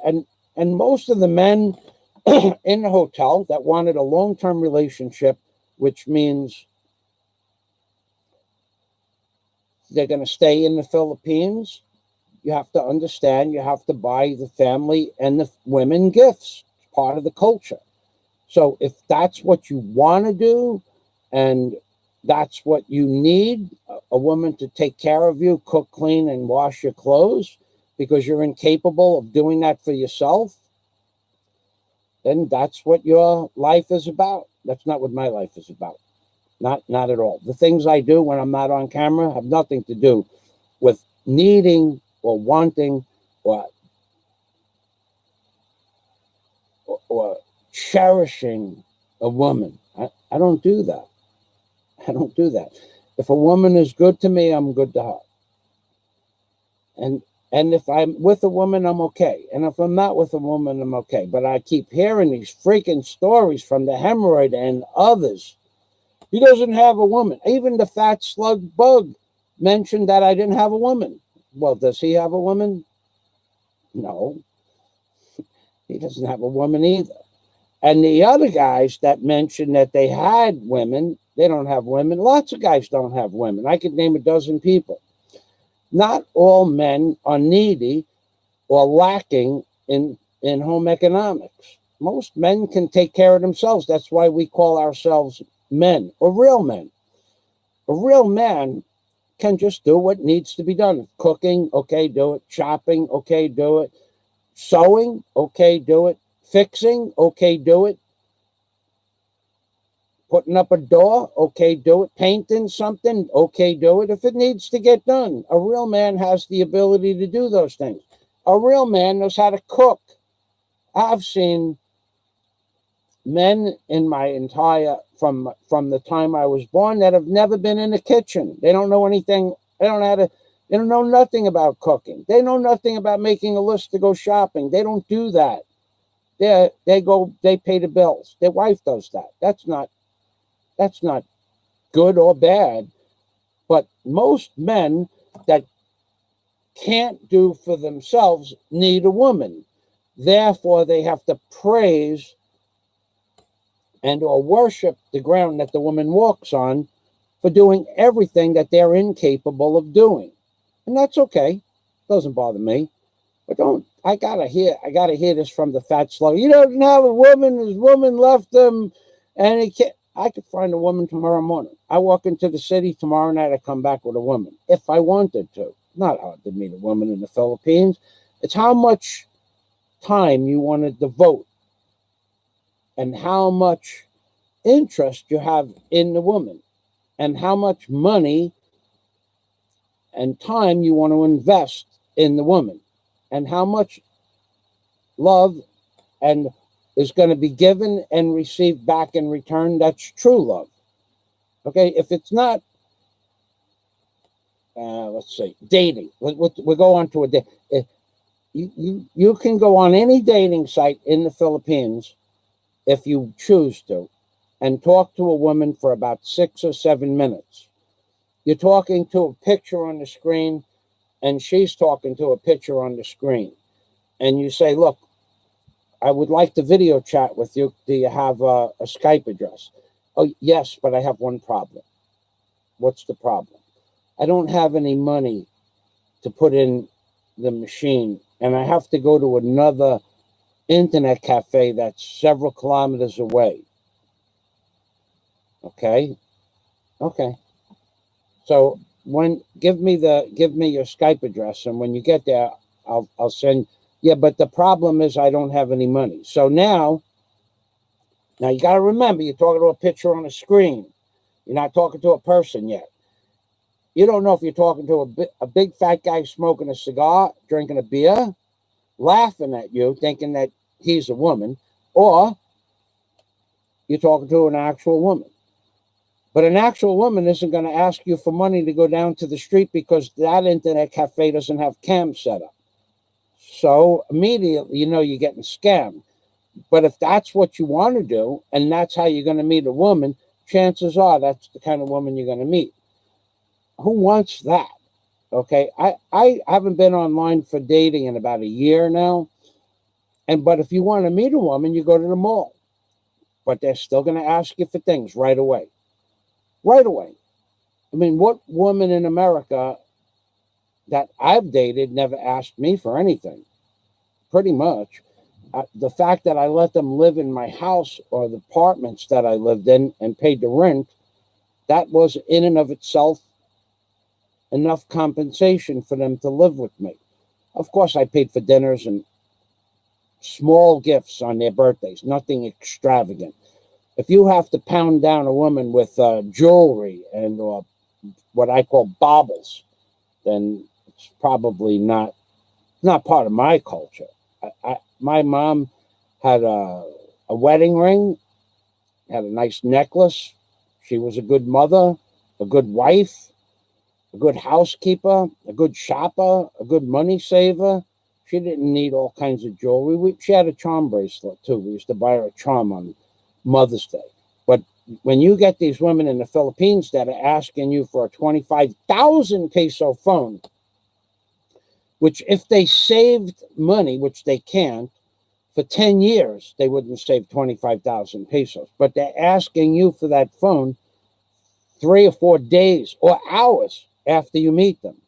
That is not conducive to the beginning of a relationship. And that's what you're going to find a lot of times in the Philippines. Not always, but a lot on the internet. So that's, if you're not able, if you have no home economic skills, if you're not capable of putting together a shopping list, if you're not capable of carrying groceries from one place to another, if you're not capable of even making a list of what you actually need and putting down what you need, if you're not capable of going to the store and bringing the items home, and you're not capable of putting it away or not capable of cooking, well, then you need a woman. And that's my opinion about that. There you go. That's my opinion about women in general. If you need a woman, you have a woman. You can get a woman in the Philippines. As long as you're willing to sacrifice more than what I'm willing to sacrifice. Let's leave it like that. Now, Johnny Adriel, I can sew and knit and taught my daughters. My ex couldn't. Of course. Of course. When I was in, most men can sew. Most men, I don't know about knitting. I can't knit a stitch. But most men know how to sew stuff because they're men. They're actual, you know, being a man. I have 3 sewing kits. I have a commercial grade sewing kit that'll go through anything. And then I have clothes sewing kits. I'm not going to get them. But if you're not capable of that, well, then you have to go out and buy new clothes or get a woman. And if your woman doesn't know how to do that, then you have to buy new clothes anyway. But most men can do everything that's necessary to do around the house. But there are YouTubers I've seen that are not capable of doing any of those things, not even capable of making a proper dinner. They don't know how to set up the preliminary foods. They don't know how to do any of that. Nothing. So therefore, they need a woman. It's not complicated. There's nothing wrong with it. If you need a woman, you have to have a woman. If you don't need a woman, then you can pick and choose who you want to be with and for how long you want to be with them. Because I don't put women on camera doesn't mean I don't date. I just haven't met a woman that can swim, which is a prerequisite for me to date a woman. I'll go out to dinner or lunch or breakfast with a woman. But if I ask them if they can swim and they say no, pretty much the date is over. I know it sounds like an obscure thing, but I like to go into the ocean and they don't like to swim. I tried that once and it didn't work. So, LaRue, Host Michael, may I excuse myself? I am going to do something. LaRue, thank you for stopping by. You're such a sweetheart. You are such a sweetheart. So if you're not subscribed to LaRue Seagrass's channel, she has a wonderful channel. Thank you for stopping by, as Dennis Adams said. So if anybody has a question of what it's like to actually live in the Philippines, I don't like to talk about what it's actually like to live in the Philippines, because then you get portrayed by these so-called bloggers as haters.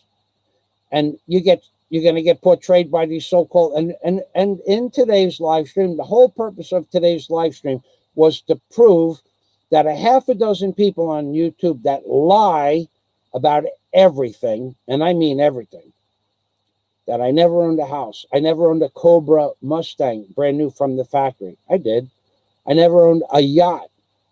And I proved that today in the first video the day I bought it, the last video.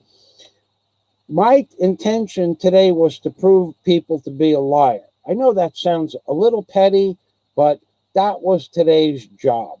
And I think I did a good job of proving that I did own a yacht. And if you've heard otherwise, then now you can go back to those bloggers that said otherwise and say, you're a liar. You guys are liars.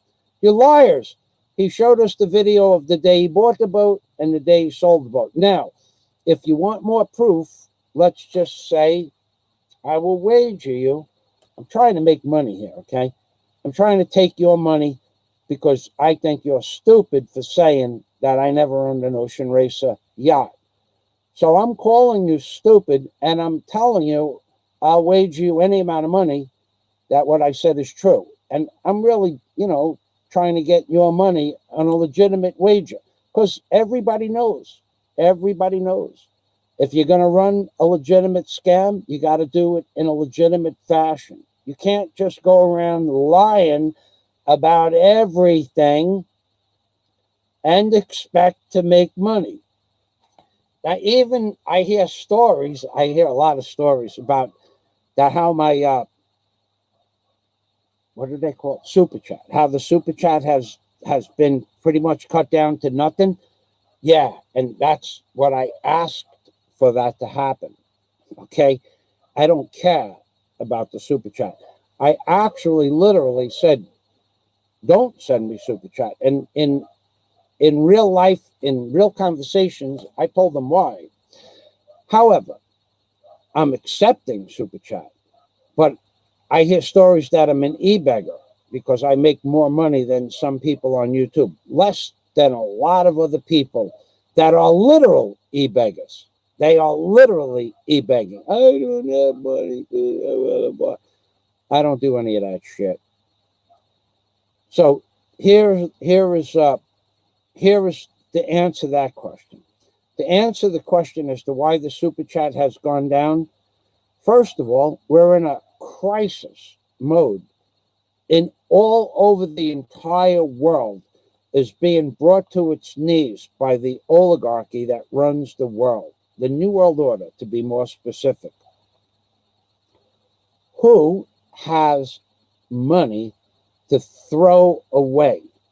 And then who in their right mind would send me money, considering how much money Google has stolen from me in cash from 3 different bloggers? A total of $860 was given to me, tracked that it went from their bank accounts towards Google, and the money trail died, and I got stolen from me $860. Why would somebody want to tempt Google to steal their money and my money again? And then Google takes out, which is warranted, 30%. Now that's fair because they have a server. But the fact that they stole money from me, I would prefer that people don't send me money, because I'm okay with Google taking 30%, but I'm not okay with them stealing $860 in 1 month. I'm not okay with that. So maybe I worked out something different. Maybe I didn't. But it's none of your business as to how much money I make on YouTube. And that's okay with me. But I hear No, none of what you think is real. It's only real inside your head. It's not real in real life. And that's the difference between me and most of these so-called men. And I use that word very loosely, so-called men. You so-called men go around spewing bullshit all over the internet, begging people to believe your bullshit, when in fact, the truth is what I said today.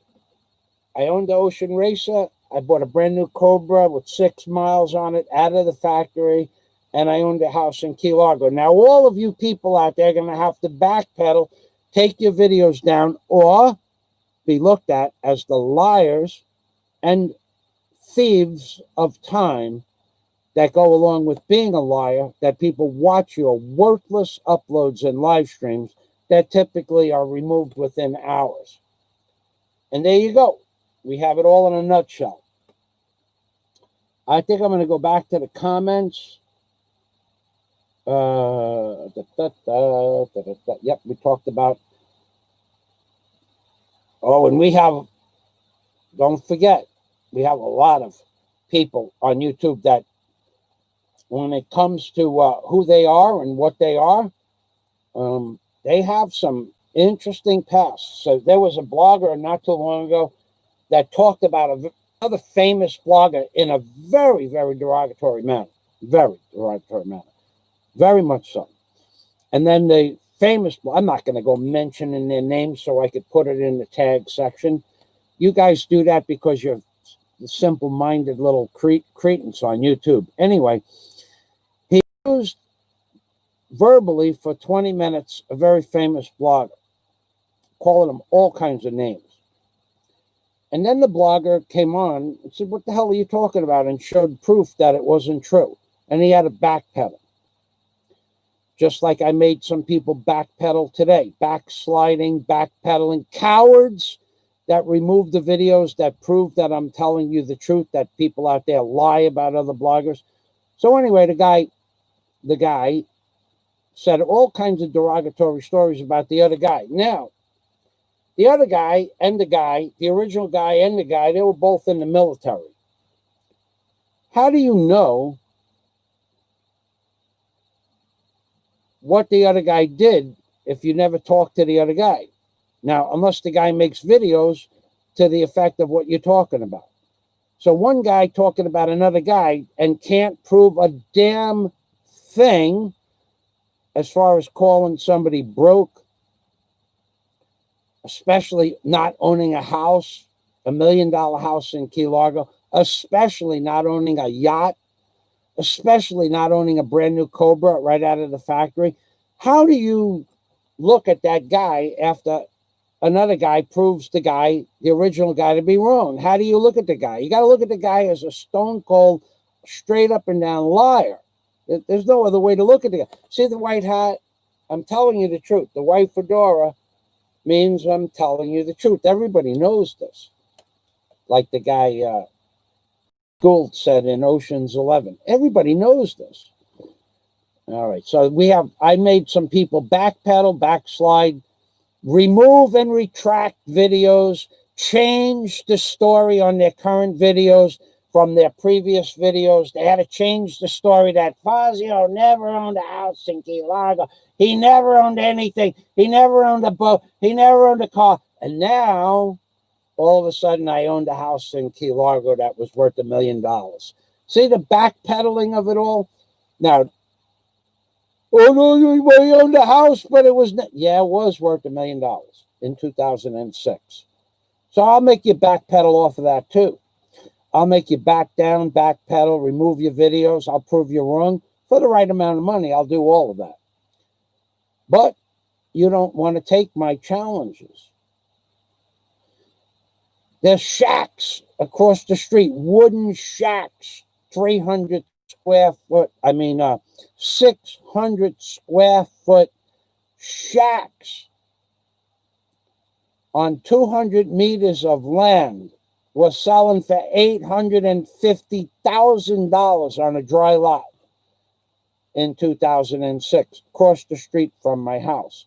I had 10,225 square feet of property with a half acre of land, state land in front of my house, and another acre of water behind my house. So I had a view from the front and the back window, 10,000 square feet of property, a solid concrete on top of concrete with a concrete roof house, 3 bedrooms on a deep canal with a boat slip that would pick up my 7,000-pound ocean racer, and I had a boat launch for my smaller boats.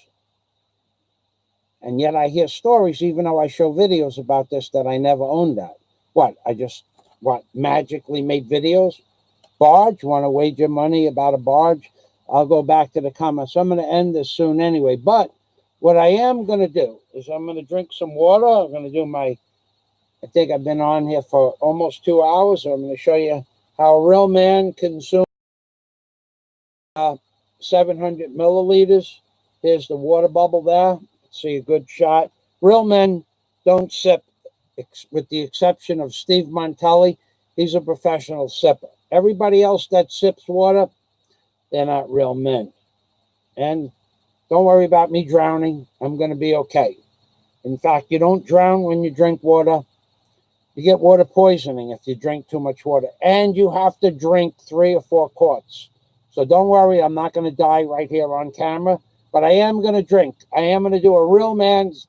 What a real man does is a real man drinks a whole bottle of water, doesn't gag, choke, drown, or have a heart attack or a stroke drinking a bottle of water. Like it's a big deal.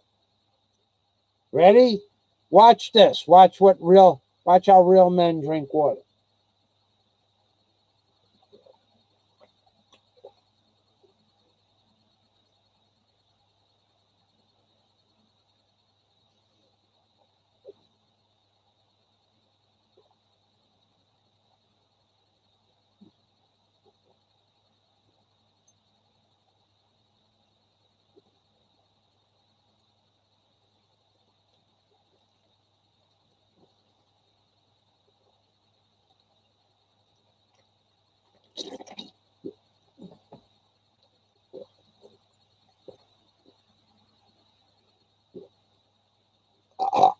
Wow, I drank so much water it tipped my hat right off my head. I felled up. Fell her up, Fazio. All righty. If no one has any questions, I'm going to let my wrenches go home and back to doing what they're doing. I want to make a note why Warren hasn't been here, why Jack hasn't been here, but I won't tell you why. But I just want to make a note that they are both busy doing other things. And we got to send them a little love because they haven't been here for a few days. But we will send out all my close personal friends love. But more importantly, Jack, Scott Del Fuego, Jack Thompson, Scott Del Fuego, and Warren, let's send them some love. They are very busy the last week or so since election time. It's just happened to be since the beginning of the election. It's not about the election. And I got like 5 more minutes and I'll make it 2 hours. I'm going to talk about the election fraud. I'm going to read the name of a title of a video. Some kind of a watermark that was only visible under a certain light. I don't need these anymore. So this is what Trump said he did work with the NSA or the CIA. So the encryption code is on the ballots, and then whoever made the ballots sent the ballots out to all the states. So supposedly, if there is voter fraud, irregularities, or fraud in any state, and they do a recount of the mail-in ballots. These are mail-in ballots. Maybe all ballots. I don't know. It said ballots. I don't know what a ballot is. I haven't voted since 1976. So I don't get involved with that nonsense. They're all liars. But if they do a recount and the watermark is not on the ballot, well, then it doesn't count because it's not a legitimate ballot. Now, I don't know if it's true or not what he did. This guy, Steve Pajanic, he's been up Alex Jones's rear end like a hemorrhoid for the last 10 years. That's his claim to fame, that he can see you from inside Alex Jones' butt end. And I don't like him one bit. He claims to be an American patriot. He claims to be an ex-CIA agent. And maybe he is all of those things, but I have caught him in more lies, or he did it on purpose. Just like Alex Jones knows the truth about a lot of stuff but won't say it. You think Alex Jones is completely insane. I'm going to tell you something about Alex Jones. You can believe it or not. I know exactly why Alex Jones got thrown off of YouTube. I spoke with his department. I spoke with him about several different things back in 2010, just before I published my book, Angels on the Ark. That man is one of the biggest frauds that ever breathed air. But he does know the truth. He's just not going to tell it to you. And the one time that he told you what he believed to be the truth, he was thrown off the internet, and he had well over 1 million subscribers. So you people out there like the fat slug bug who think that you're going to go around spewing the truth, you might be better off spewing hate. That's what you do best anyway. But Alex Jones knows the truth, and it would never tell you the truth, just like I know the truth, because it would serve me no purpose to do that. My channel would get shut down, like Alex Jones's channel. It's already shut down, theoretically. It's already shut down. I mean, what do I get? 20 people come to my live stream with 20,000 subscribers? I should have 1,500 or 2,000 people on my live stream. But I don't care about that. Alex Jones, so I'm going to tell you something. This guy, Steve Pajanic, he's a New World Order shell. What he says, what he does, what he was, what he's going to be, I don't know any of that. Whatever is true is true. Whatever's not is not true. But what he said in that article, I don't know if it's true or not. But I will tell you this. Alex Jones, for telling the truth just one time, got thrown off the internet, YouTube, and Twitter. Just one time. Okay? So I think what he said was the truth. And that's why he got thrown. Just one time.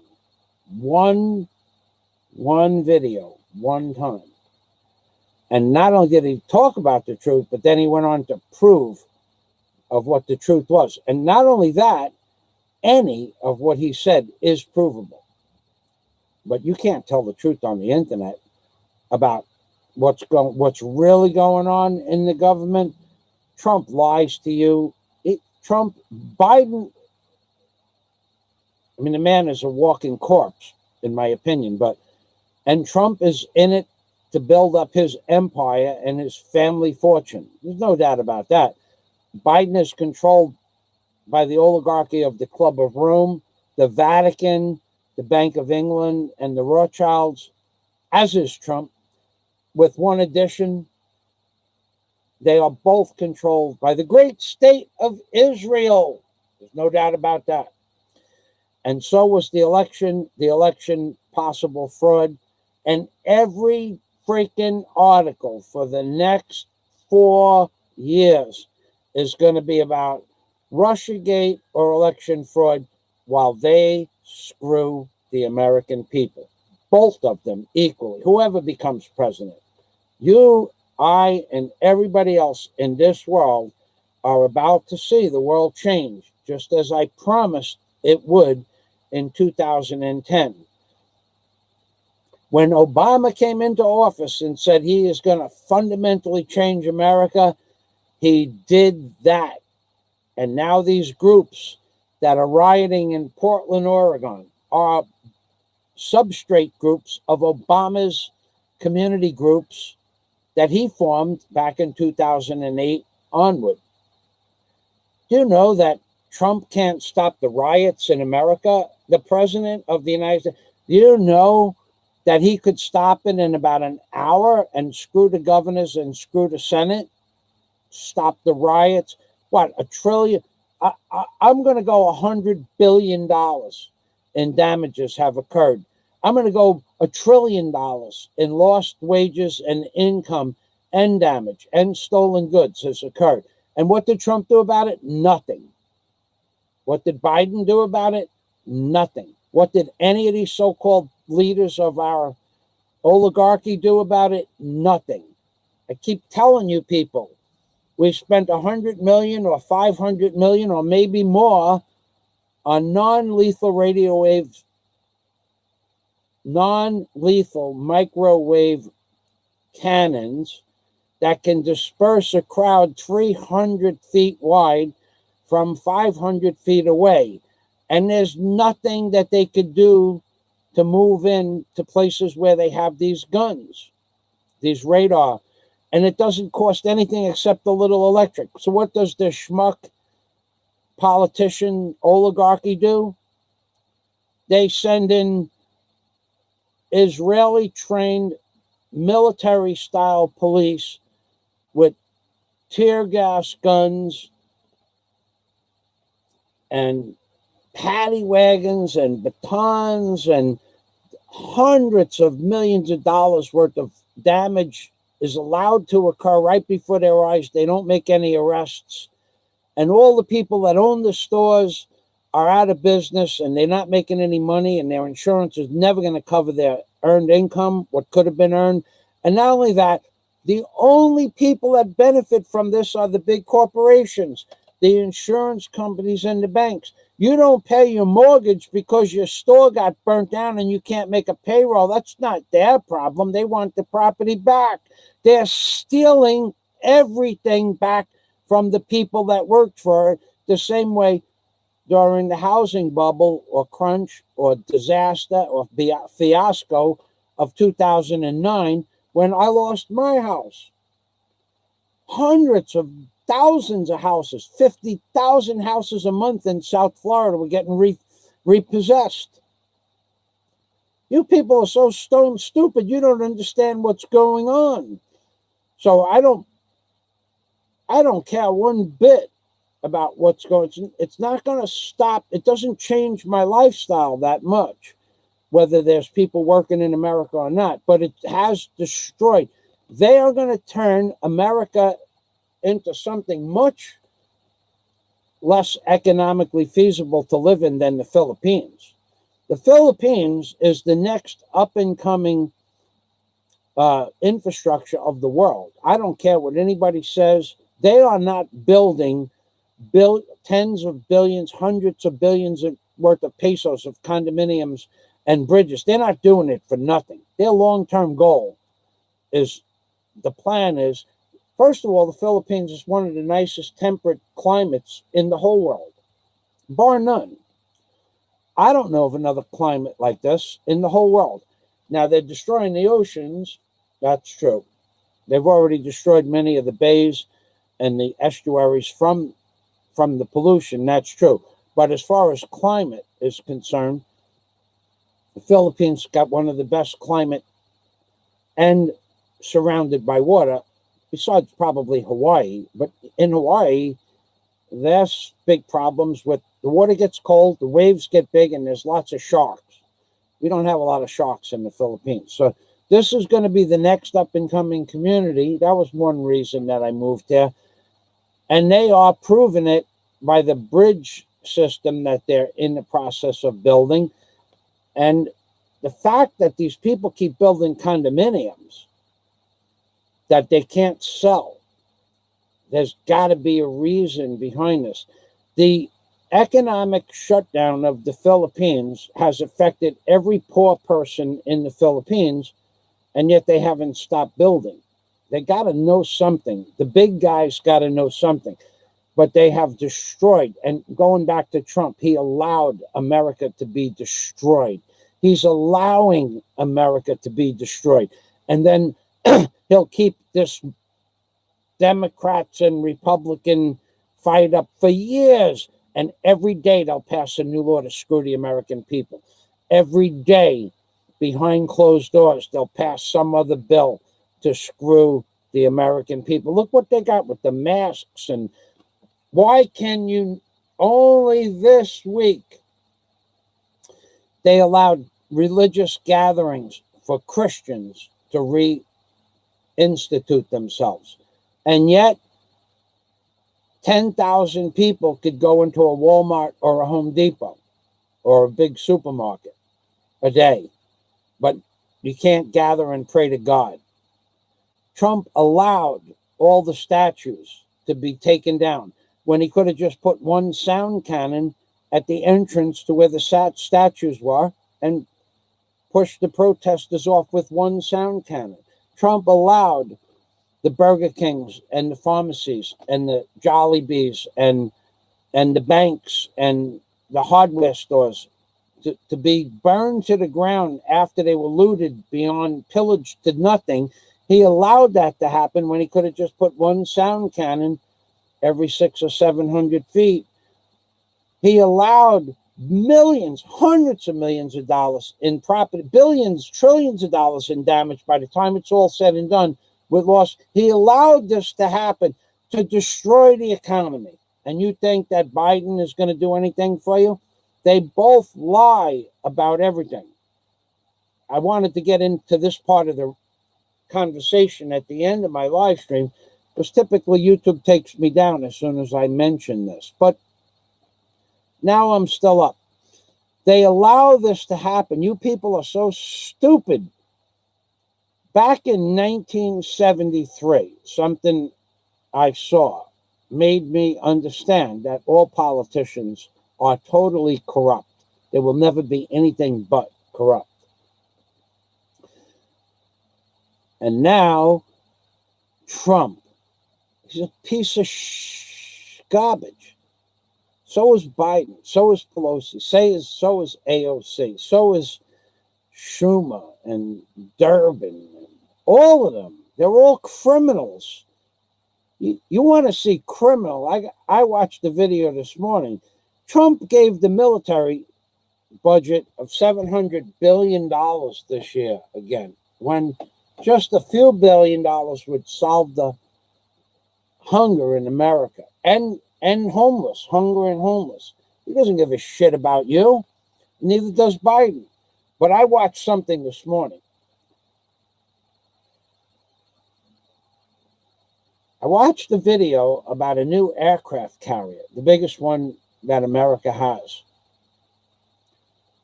It didn't say how many billions of dollars that it was worth or how much it cost. But each of these big military aircraft carriers cost somewhere around $10 billion, and the bigger submarines about the same by the time they put missiles and everything in them and their nuclear power plants. So you're talking about $10 billion for one thing. But what was the part that I didn't think it was funny, but I mean, it's pretty sad. They were doing target practice with some kind of gun, 30 millimeter cannon, and it was costing $30,000 a minute for the bullets that went through the cannon. And they were only doing 5-second bursts, but they were doing a lot of bursts at targets. So basically, they pissed away about $100,000 worth of bullets in 3 minutes. And then they started shooting off the bigger guns at land targets. And those cost, I think, $100,000 per shell.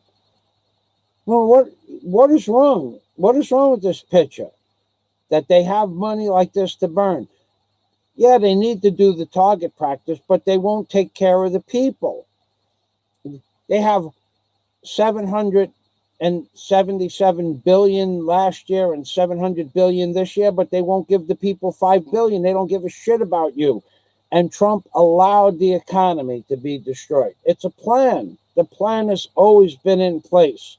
It never wasn't in place. Anybody my age or younger or older, anybody that could possibly watch this video up to the 100-year-old person watching this video, this plan has been in place before they were born. This is the long-term goal of the New World Order. It's not a short-term plan. And you people don't get it. You just don't get it. I don't know why you don't get it, but you just don't get it. You think I'm telling you some kind of mystical, magical experience that I had from some kind of religious experience. I'm telling you what I read, what I know to be the truth. And the one time that Alex Jones told the truth, he got removed from YouTube and Twitter, and now he has his own website, which is what I posted that video from. But you people were never going to understand what the truth is. You're never going to get it. You never saw the people that I grew up with do the things that they did with politicians and change things around. You never understand how much money is given to politicians to make things happen. You don't understand. You think I'm lying to you because it got scrubbed off the internet. 3 weeks into Obama's presidency, he started the printing presses rolling. 3 weeks. Gary, a friend of mine from Pitney Bowes, was called to Washington, D.C. to make sure the machines, the printing presses, never stopped and were, serviced. Obama printed $17 billion in 3 weeks. The machines were running 24/7. Every Pitney Bowes employee and anybody who built the machines, the printing machines, people all over the world were brought in to make sure that the machines didn't stop. And that money simply disappeared. It didn't disappear, you dumb people. Obama distributed that money to every senator, congressman, judge, mayor, governor. He distributed that money to those people to do what he said whatever he said to do, that's what he gave that money to those people for. You had a choice. You could take the money and do what he said, what they say, the oligarchy that runs the world, or you could not take the money and do what they say, or you could not take the money and not do what they say and get killed, or you could take the money and not do what they say and get killed. So the best bet is to take the money and do what they say. Nobody's ever going to go against the New World Order. Nobody, never going to happen. Now, there are rumors that might happen, but what have we seen? We haven't seen one single bullet fly against these riots. Not one. Not one. We haven't seen a police officer shoot any of the rioters. Every time they shoot a rioter, there's 10,000 more people rioting. You are in the New World Order. This is not about what's going to happen. You're in it. 2021, the agenda. You are in Agenda 2021. You will be processed into Agenda 2030, and you will be eliminated. All of you, 9 out of 10 of you, will be eliminated by the year 2050. You take my word on that. Oh, I can't put the glasses on with the hat of truth, the white hat that will not allow me to tell you something that isn't absolutely true, factual, and provable. Put the hat back on so we can assure you people out there that the lies are not possible to come from my mouth. King Bob of H-Town. It's a different name. Welcome, King Bob. I'm about ready to end the live stream. Anyway, King Bob, I want to thank you for stopping by. If you're not subscribed to my channel, I have some interesting content, some crazy content, a lot of videos about the Philippines, a lot of videos about an excavation company I owned in the state of Florida, some school jobs I did I'm not sure if they're public, but I did some gas station jobs where I had to have $1 million insurance and $1 million bond. I owned a big ocean racer. There's some videos if you Google Good Friday maiden voyage. Okay. So yes. LOL. Yes, sir. I've been subbed to you for a while. We'll make sure to stop by early next time. Well, thank you, King. King Bob of H-Town. Thank you very much. So there's a lot of people out there that have some good content. And then there are YouTubers. What happened to some of these channels? You got to ask yourself. People with 1,000, 1,300, 1,500, 800, 300 subscribers, and their channel just is made private. What do they have to hide? And that's the end of my show. Thank you very much. King Bob of H-Town. Thank you. Salamat, as we say in the Philippines, which means thank you. And then I will say Amping Permi, which means take care always. Did I want to show anybody anything else? No, I think I covered everything that I needed to cover today. Just remember, if you want to really understand what's about to happen, no, not what is not about to happen, what's happening now today, this baloney that regarding face masks and face shields, the baloney, the stories about hospitals all over the world being filled to capacity, the baloney, the malarkey, the nonsense. Read report from Iron Mountain in PDF format. Every time I post that link, the channel disappears. The video shuts down. Report from Iron Mountain, published in 1963 as a PDF. You want to know what's happening today? Read, Google, what is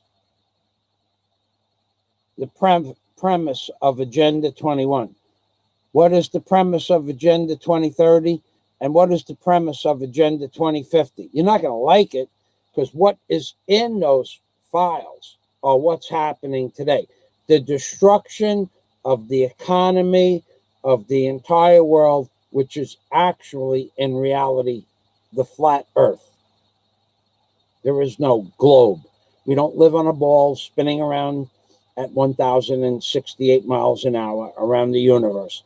But if you want to believe that, that's your choice. But if you want to know what's going on in what you call the earth, you read Report from Iron Mountain, Agenda 2021, Agenda 2030, and Agenda 2050. And understand that if you're 20 years old now and listening to this video, 30 years from now, when you think you're going to be 70, you will have already been eliminated. 9 out of every 10 people on Earth will be dead by the year 2050. A lot sooner, once Trump starts pumping in the jabba-dabba-doo, baby. And the jabba-dabba-doo is coming to a town near you. Houston, Texas. That's what the H. King Bob is from a movie. Okay, so Scott Del Fuego on phone as PC is updating, can't post effectively. That's okay, Scott. I know how busy you've been. So, Houston, Texas. Houston. Did I live in Houston? Is King Bob.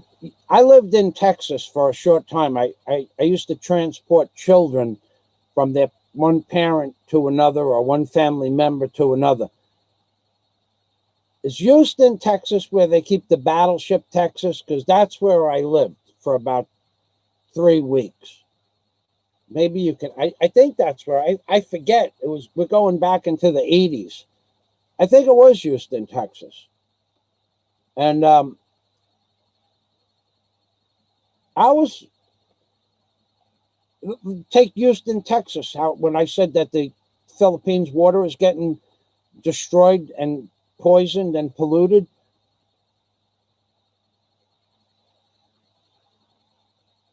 Yes, that's why they keep it.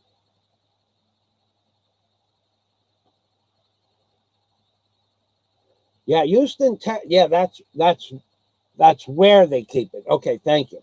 So I lived in Houston, Texas. Okay, only for 3 weeks. Um, a woman who actually introduced to her husband when we were 19 married this guy. Turned out to be a real dirtbag. And when the child was about, I guess, 6 years old, 7 years old, they wanted the child to be transported to Texas. That's one of the things I did. I transported children and guaranteed their safety from one parent to another, either interstate. Sometimes we'd get on a plane. Sometimes I would just drive them where they were going. Sometimes we'd take a bus. And I went to Houston, Texas. I saw the battleship Texas, which was really cool, and how it was totally in disrepair. But it was a really cool thing to be inside a battleship. I've never been in the service. I thought that was really cool. And I went to the Houston Space Center. And let me tell you something about how they have destroyed America in regards to the Houston Space Center. Kennedy, Houston, where they have all the space paraphernalia. You people don't think that this politicians have sold you out to China and Korea and Japan and India? You're wrong about that. In 1984, inside NASA Space Center, where they had all the rockets and engines and stuff like that, in 1984, there were zero American vendors in that facility. If you wanted to buy a postcard, you had to buy it from a Chinese person that didn't speak English. If you wanted to buy a little rocket ship or a keychain, you had to buy it from an Indian, a Korean, a Japanese that didn't speak English. Not a word of it. And you think that you still live in America?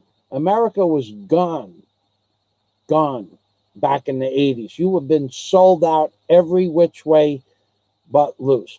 And the New World Order, you people think you're going to stop it? It ain't going to stop it. Well, you might slow it down a little bit, but you won't stop it. This is something you're going to fight.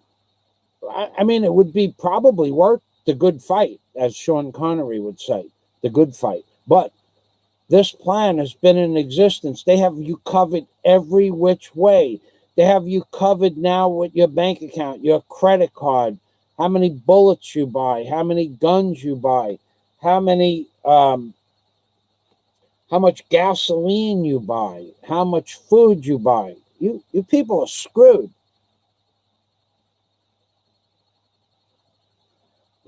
Scott Del Fuego says he lived in Dallas.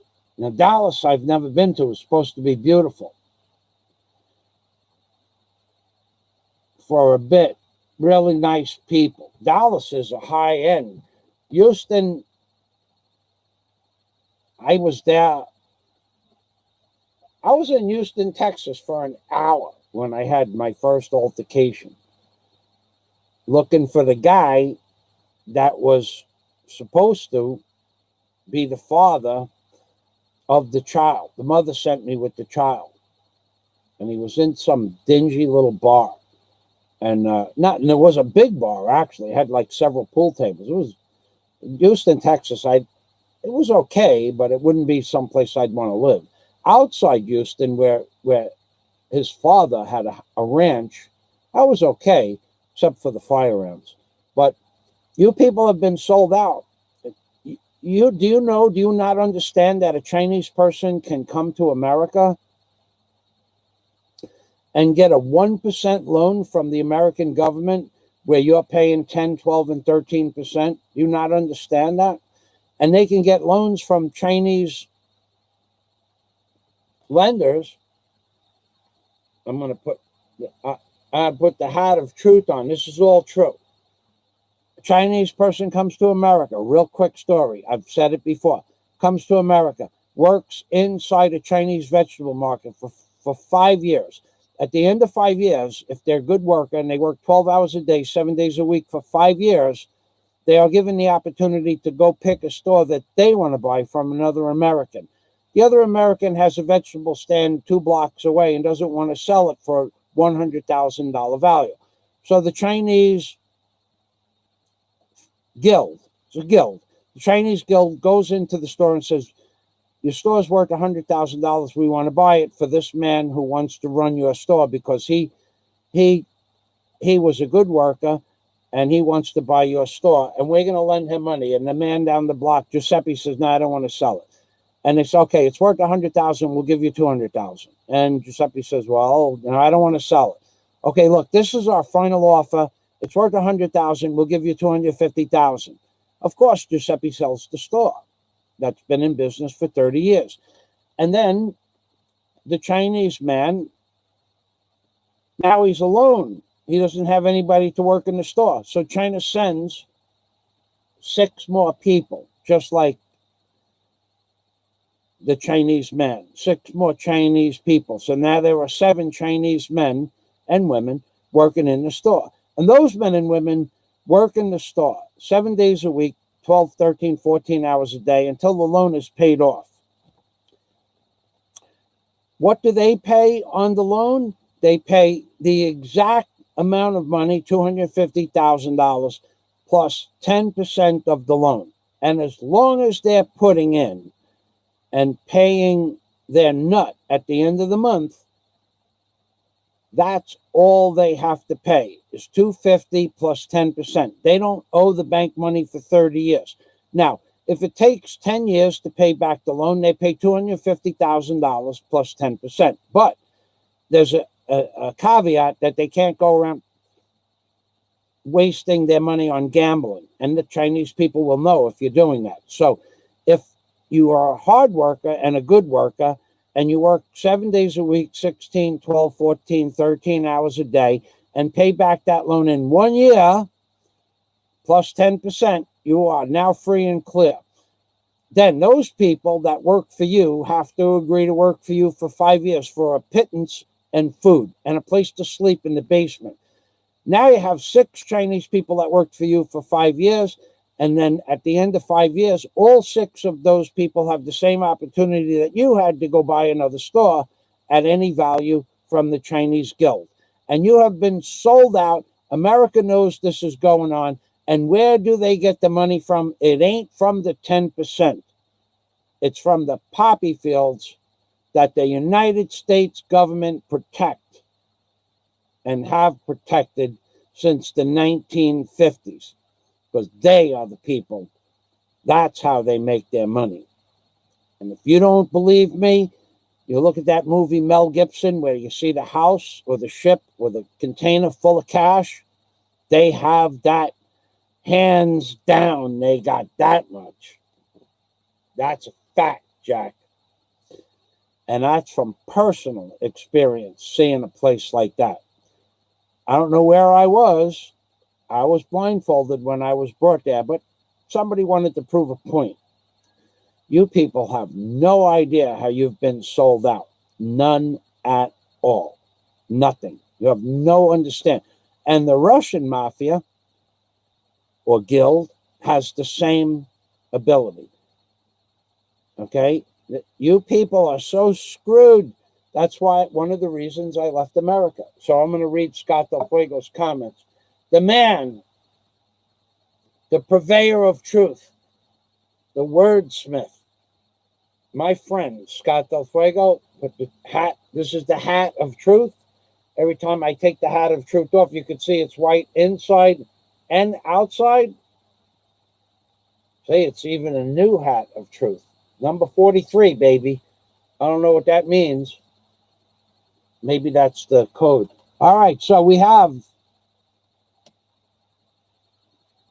King Bob, Houston, H-Town, Houston, Texas.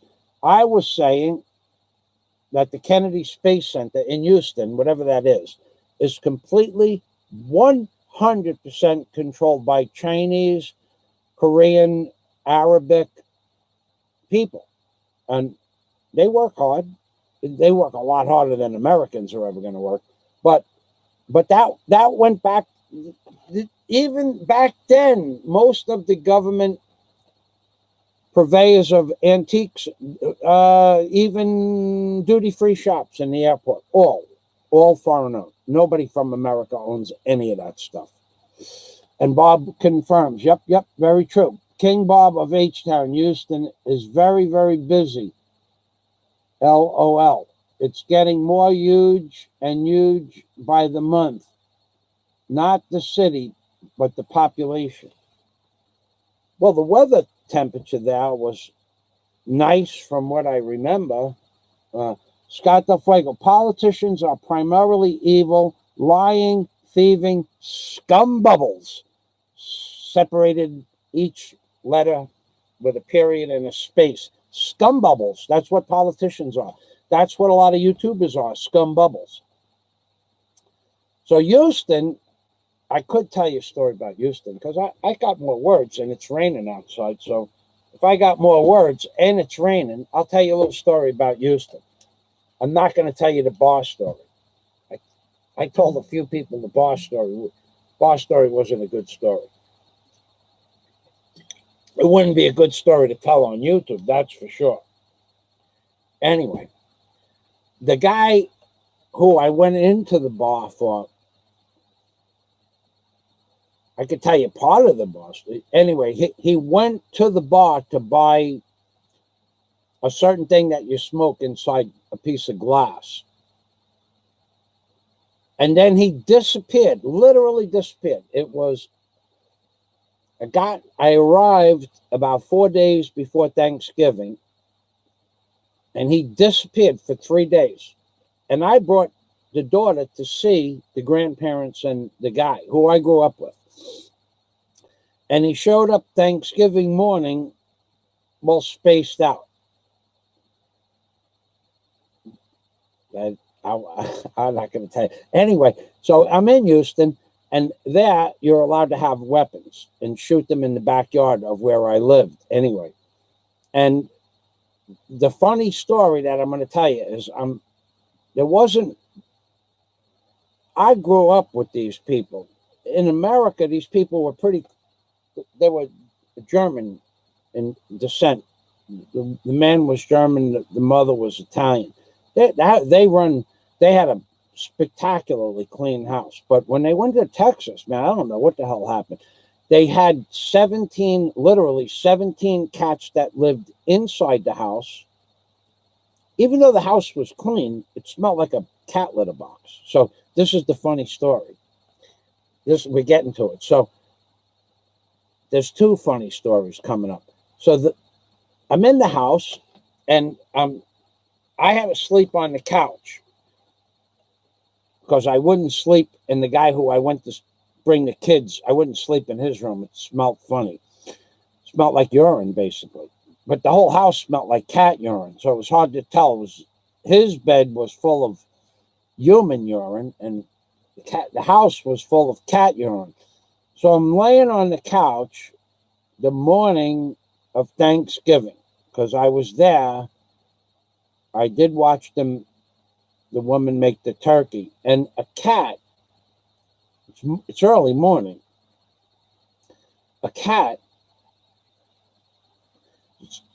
walks by where I'm laying on the couch and turns around backwards so I could see the butt end of the cat, and he sprayed urine or whatever they spray right, like, a few feet away from my face, and boy, did that stink. And now I knew why the house smelled. So I got up. I'm not going to tell you where I went. But anyway, I got up and left the house. And that was one funny. The second funny story, this is a funny story. This is a true story. Second funny story is that we're out in the backyard shooting that day, and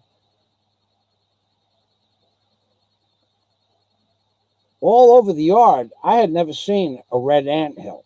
In America, we didn't have those in the 80s. Maybe they have them now. I don't know. In California, they do, but I don't remember. Yeah, we had red ants when I lived in California in 1970. Right. I remember red ants, the biting ants, but I never saw like an ant hill, because they were a little bit maybe different variety, but they had ant hills about 8 or 10 inches high and 2 feet wide.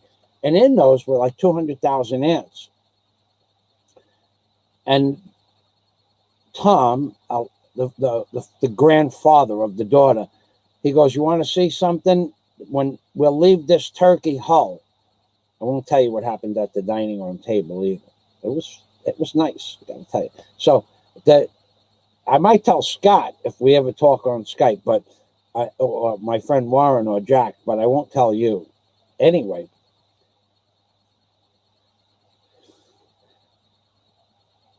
we took the turkey hull outside after the dinner, and he goes, "In the morning there'll just be a pile of bones." And by the morning, he put it on top of an anthill, and by the morning all the bones had just collapsed down onto the dirt. That was strange. That was really strange, because I never saw ants do that to a turkey hull before. Now, as far as the story about what happened at the dining room table, that was funny too. The Truth Lady, peace. Ah, she's back. Oh, you know what I wanted to talk to you about, Truth Lady? Truth Lady knows that who I am and whence I came, and maybe we even met each other at the galas. But you remember what I was thinking about you and I, if we ever met, because I was a member of the yacht club where I lived. Oh, that's another story. I heard I was never a member of a yacht club. What is so difficult for you people to believe? What do you think? You're special because you're a member of a yacht club? I owned a yacht. I owned a barge. I owned several boats at the time, small boats, but nonetheless boats. And I was a member of a yacht club. And now I hear stories that I wasn't a member of a yacht club. Anyway, Truth Lady knows that I owned a barge. But what I wanted to talk to you about is not the barge. Remember the Christmas and celebrations that we would do with all the boats going up and down, in and out of the canals and across Jamaica Bay and into Sheepshead Bay and into Mill Basin and up and down the Howard Beach canal system down to the bowling alley and then back down on the old side of Howard Beach. And then we'd go to Rockaway. There were boat celebrations, the Christmas boat celebration. Remember how cool they were? I wish that we had video cameras of the boats back then. Some guys would put, a Christmas wreath on the front of their boat, and the boat that I was on was pretty dressed up, but other people would have several thousand lights on their big boats. These were big boats. And that was like so cool to be able to be on a boat, a big boat. The boat I was on was a 38-foot Redmond, wooden boat. And to be on a 38, 40, 50-foot boat going up and down the canals we're not talking about one boat now or two boats. We're talking about hundreds of boats going across the bay at a slow pace and then going down a long canal or through a waterway. And thousands of people, literally thousands of people all over, not all in one place, but if we went to Mill Basin, the big boats would give it some throttle and go to Mill Basin, and everybody met at the Mill Basin Yacht Club, and we'd start from there. If Mill Basin came to Howard Beach, we would start at the Old Mill Yacht Club and go from there, or from Riley's Boat Club. the Truth Lady knows about Riley's Boat Club. They had a big party there. But we used to have about 3 parties like that a year. One of them was for Christmas. One of them, I believe, was for 4th of July. 4th of July was a big regatta, but I always went to the city with my boat for the 4th of July. I always liked to go to Manhattan by boat on the 4th. That's because that's where the fireworks were. So I'm going to read the Truth Lady. But that was really cool to be able to do stuff like that. I wish we only had cameras back then. There was the few video cameras were $1,800, $1,700. They were about 15 inches long and they weighed 8, 9, 10 pounds. And then you had a battery pack on the belt if you wanted to do more than an hour's worth of video. And the video cassettes were this big. This big. The video cassette was this big. It was almost as big as this. It was this, as much as what you see in white. That's how big the video cassettes were in the old JCB video cameras, which a friend of mine lent me one, but I'm going to read, got to take the hat of truth off. The hat of truth assures that you people out there that I'm telling you the truth about owning a barge, a yacht, an ocean racer, a crane service, a bobcat, several trucks, and a brand new Cobra. The hat of truth will be placed over there, and then the truth will continue when I read the comments. That was pretty cool. I mean, you're talking about several hundred people in a yacht club meeting, getting hammered, because you didn't get arrested back then for drinking while piloting a boat, and then taking off on the boat and following the boat in front of you and seeing boats behind you. Did that once in 82, 83. Breezy Point, yacht, Brooklyn, board yards too. Brooklyn was a cool place to go to, especially the Mill Basin Yacht Club. I mean, you know, Mill Basin Yacht Club. Mill Basin was big dollars. I mean, if you didn't have $2 million, you couldn't live on the water back in the 80s in Mill Basin for a decent sized house. Message retracted. Breezy Point, Brooklyn. Yeah, that was pretty cool. You guys out there that think that you've lived an exciting life and you've done a lot of things, yeah, I think that you're full of shit, most of you. That's what I think. But I don't know that I have pictures of that in the 80s and the 90s. I might. I certainly know there are pictures of that from the yacht club that I was a member of. Now, to call them up and to ask who would have pictures of that, I'm 66, 65. So that's going back 40 years. And most of the people that had the big boats were in their 40s then. I don't know. Mill Basin, that's right. She is absolutely correct. That is a truthful statement. Mill Basin was where you got your captain's license. That is absolutely right. She is telling you the truth. That's why they call her the Truth Lady. If you wanted to get a captain's license, Mill Basin was where you had to go to do your Coast Guard test, or there was later on, after the 80s, you could go to Floyd Bennett Field and get your captain's license if you wanted to. Floyd Bennett Field was a Naval Reserve base right next to the Marine Parkway Bridge, and they had a Coast Guard station. Floyd Bennett Field was there, and you could do your testing there. But in the 80s, Floyd Bennett Field was a viable Naval Air Force station. You couldn't go on base, but later on you could.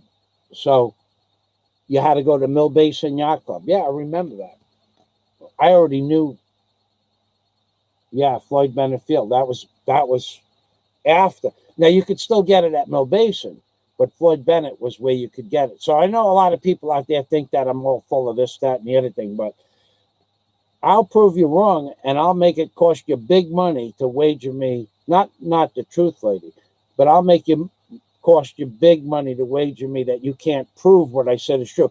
Even that if you wanted to wager me big money that I was a member of a yacht club, oh, he would never belong to. Why do I have to listen to this shit? Why do I listen to this shit? I listen to it because it's kind of like entertainment, and I will make a fool out of the people that say it. However, to listen to it and to listen, it only makes me believe that the person or persons or people that say this stuff are unaccomplished people in real life. That's what I think. Anyway, getting back to the regatta. That's what we called it, the regatta. In 1990, because I had already owned the barge, was one of my favorite regattas because we did Howard Beach and then we went to Mill Basin. But on the way home, this is Christmas now. On the way home, we went around the gut of Jamaica Bay. So we went from Howard Beach through the North Channel Bridge to Mill Basin. And then when we went, you have to go to the Marine Parkway Bridge to make a left. And then we went around West Rockaway or Far Rockaway. And then we came back around and then we went through Broad Channel. And then we went down the Old Runt. And the Old Runt, there's a fishing grounds in Broad Channel. And we went before the Marine Parkway Bridge. Truth lady, I hope you're still there. Right before the Marine Parkway Bridge. Are you old enough to remember Mary with the bait barge, Mary's bait barge? Are you on? Because that was where we got bait. We used to actually get bait from Mary's bait barge, which was parked right outside Floyd Bennett Field, right off the pier, about, I don't know, a couple hundred feet. It was between Floyd Bennett Field is here and Shell Beach. We called it Shell Beach because that's where the flounders were, flounders and flukes.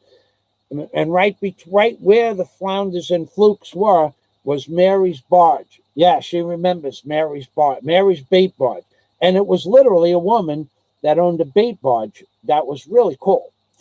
I mean, I have a lot of memories because Truth Lady kind of jogged these memories of doing some really cool stuff. So what you do is, and you could count on Mary being there 7 days a week. You got on your boat, you got your fishing gear. You didn't have to go get worms unless you wanted to. And you didn't. If you were going to Floyd Bennett Field and you were in a hurry or the tide was high and you couldn't get worms or mussels, then you could buy them from Mary. And Mary had, she had scorpion fish, what we call devilfish. She had shrimps. She had spearing, killies, clams. She had all baits, and she sold fish hooks and stuff like that too. So it was literally a wooden barge with a woman and all these tanks that were in the barge, dozens of tanks with all different fish. And she had frozen fish, and she had live fish, and she had hooks, and she had lures. It was literally a fishing shop on the water. She did. I think she did. She lived in that area. I don't want to say what area that is, but she lived right next door to the shop. I think she lived close by because she had to live close by to get that barge there every day. So that would be, if she caught an outgoing tide with a 1.5 knot current, she could move that barge there at night and when the tide was going out, and the tide would help her move the barge. And when she wanted to bring the barge back into the harbor, safe harbor, she could move it back in. Or she could not go to Floyd Bennett Field if the wind was bad. Because that was a northwest wind, and in the summertime we don't get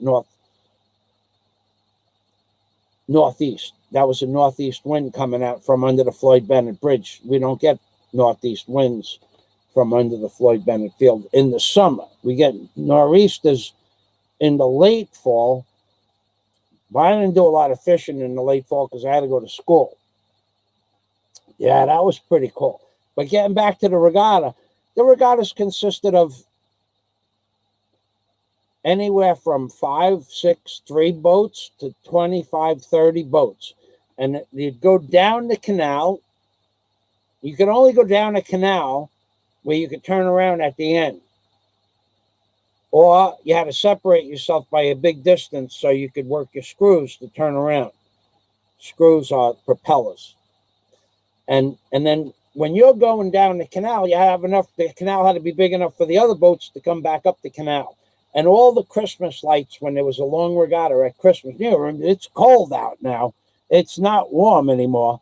And this is the middle of the winter. We're talking about like December 15th, 18th, 20th, whatever day they held it on. And all the Christmas lights and the music on the boat and the boat slowly going down the canal. That was pretty cool. So, yeah, so many cool memories. Yeah, that was way stuff that people will never be able to do or afford anymore.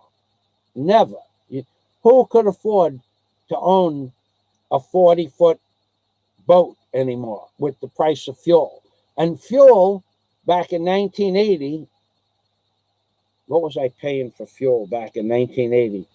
$1.22 a gallon, I think it was. Not much more than that. You're 65. We're the same age. Yeah, we probably did go to some of the same places, maybe not the same day. I don't want to tell stories, but it was fun being in the yacht club. I am a member of a yacht club. On top of everything else, I forgot all about that. And if you want to make a big wager, we could do that. Somebody is probably still alive. Guys, the people that were my age are still alive if they're still members. It doesn't cost a lot of money.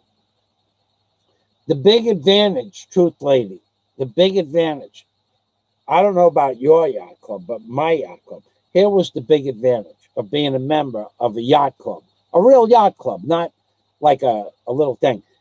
So what they did was every member of every yacht club also worked on the truth, honesty, and trust, which is part of becoming a member of a yacht club. You're not going to, it would be like some of these YouTubers trying to become a Mason. You'd get blackballed. There would be no way anybody would let you into any Blue Lodge. You'd never get past, there is no invitation. You'd have to ask, but you'd never get past.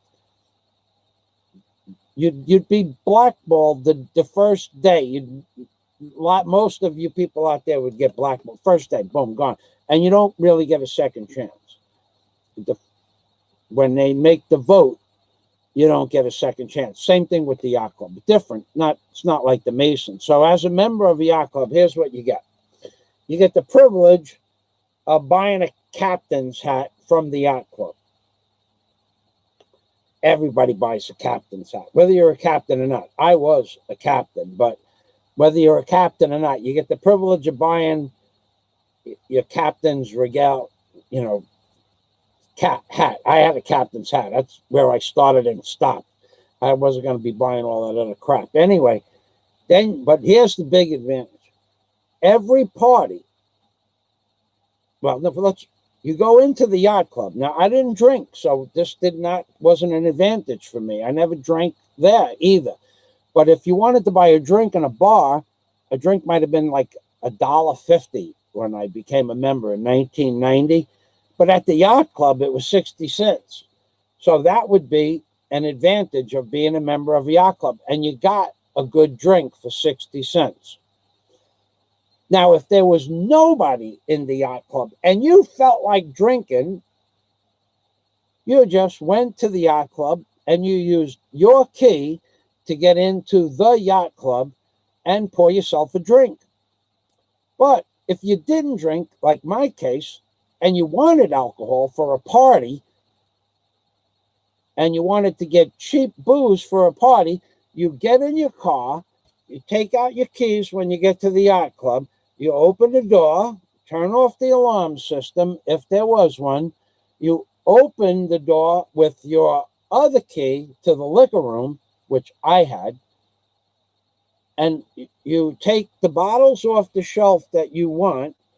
You write it down on a book, and you pay what it says those bottles are worth in the book, and you put it in the book that you took this bottle on this date at this time. And the next time you went to the yacht club, the treasurer of the yacht club would say, Mike, do you have the money for the tequila or the rum or whatever you took off the shelf? And the booze was basically at cost plus 10%. Trust and loyalty. Yeah, that, of course I'm telling you the truth. I have the hat which doesn't allow me to lie, the hat of truth. So you people out there, now I know a dozen YouTube bloggers that I would never give the key to a doghouse to, let alone the key to a yacht club with a liquor store in the yacht club. Now you didn't pay for the liquor there. You just put down what you took. Nobody, there wasn't no cameras or anything. You just put down what you took, and the next time you went to a meeting or you went to the yacht club to have a drink, or also at noon, card games started at nickel and dime. Nickel and dime card games started at noon, and you'd start playing. You could nickel and dime, till you had to go home for dinner. And I didn't drink, but I like to play cards for a nickel and a dime. I didn't mind, but I'm not much of it, and that's all it ever was. No one ever said, I'll raise you $1. That was a nickel and dime deal, and no one lost more than $10 or $20, and no one won more than $10 or $20, and it was just fun for the guys. So the boys, we actually had friends. So these people in the YouTube community that allow the hemorrhoid to determine what they're going to say on their channel, they would never become a member of a yacht club. They couldn't be a member of a yacht club. They don't have any honor or integrity, and it's obviously blatant that there is no honor and integrity. So the truth, lady, and loyalty and trust, he's telling the truth. This is how it was. I forgot about that whole segment of my life. 1989, 90, 91, 92, right up until I left for Florida. That was a whole segment of my life, the yacht club days, the days of being a yachtsman. I was a yachtsman. I tell you. I was a yachtsman. I forgot all about that. And so when you went back to play cards or to have a drink, or you could bring a guest if you wanted. Now, your guests were not members of the yacht club, but you were allowed to bring friends to the yacht club to buy drinks. But eventually, if they came often enough, they'd have to become members. So how did the yacht club pay the rent? Well, the yacht club had discount drinks. Okay, so $1.50 drink in a bar might cost 30 cents to put on the bar. At the yacht club, it still costs 30 cents to put on the bar, but they charge 60. So they'd make 100% profit off the drinks, whatever it was. I don't know the exact numbers, but that's not how they made their money. Almost every week there was a party, and everybody would chip in $10 for you and your girlfriend for the party. At that time, I did a lot of dating back then. So the party cost $10 to go to. And then you got bottom shelf drinks for $10 or beer, which I don't drink, so it didn't matter. But then if you wanted a high-end shelf, you pay money. So they made money from you buying more food because you got one meal and one drink. And after that, you paid regular price.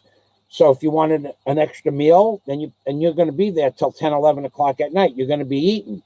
They made money from the food. And then if they didn't have enough money for the food, they would just call a meeting once a month and say, we need this much money to pay the rent.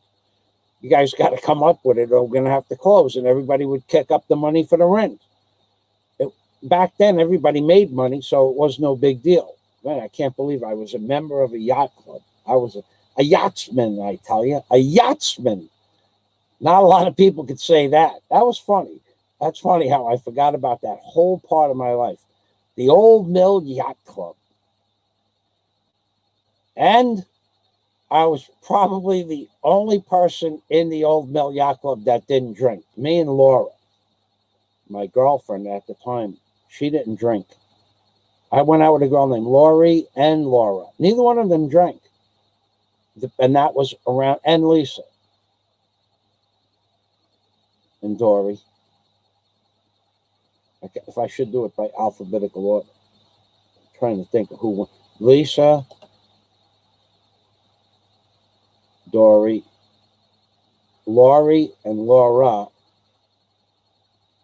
And there was a girl in the yacht club that I would also dated. One day I ought to do it in alphabetical order. I gotta have to buy like a ledger book to do that in alphabetical order. Gotta tell you, the 60s, the 70s, the 80s, the 90s, living in New York City and having money and toys. Gotta tell you, it was a lot of fun. The truth lady is smiling. Who knows? It was and of all the drinking that everybody did in all the years I was a yachtsman and a member of a yacht club, I don't ever remember there being a fight amongst that. That was a taboo. You weren't even allowed to argue with the fellow yachtsmen, and they were all drunks. So when someone did get drunk and started grabbing your ear and I'm telling you just had to everybody smiled and you walked out or you listened, but until they started slobbering on you, and you got to leave. But Laura from Broad Channel.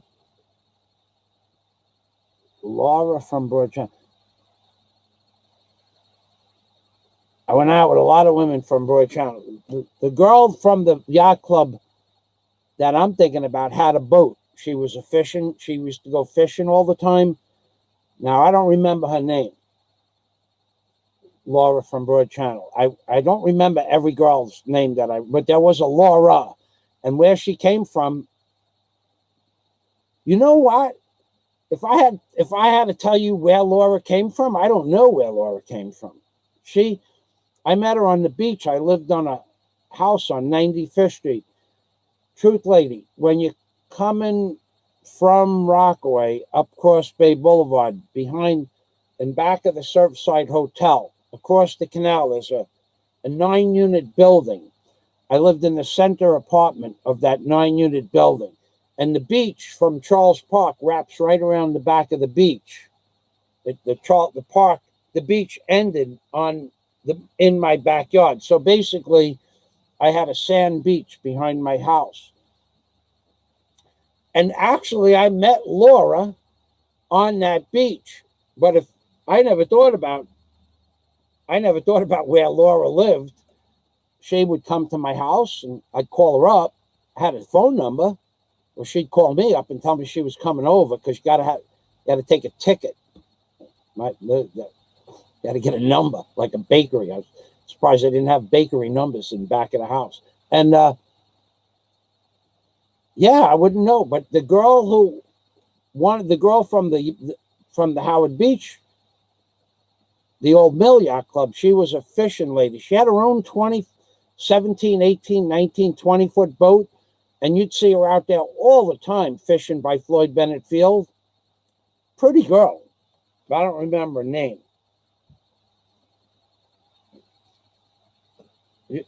I'll ask you. I can't, it's hard to add.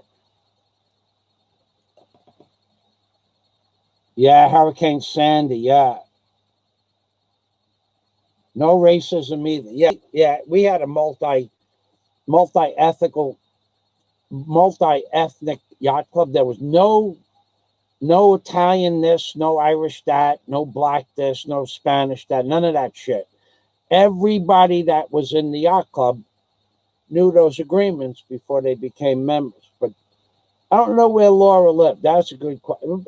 Well, keeping track of where they lived. It's hard enough keeping track of the phone numbers.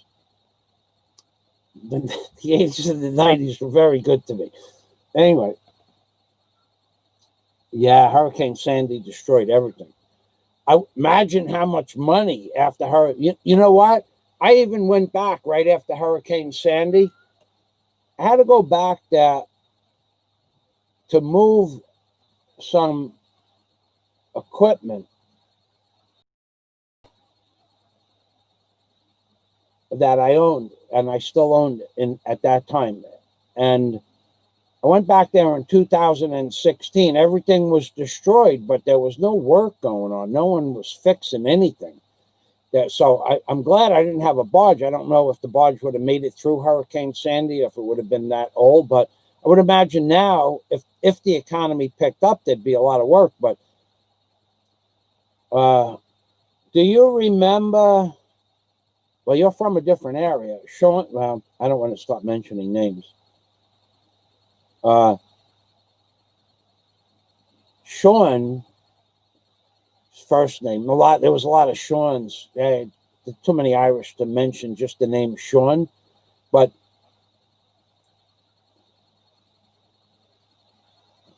right, that was a strange question. Truth Lady just asked me, where did Laura live? Where did any of them live?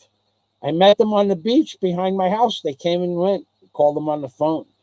There was one girl I remember dating from Broad Channel that I knew where she lived, because her address was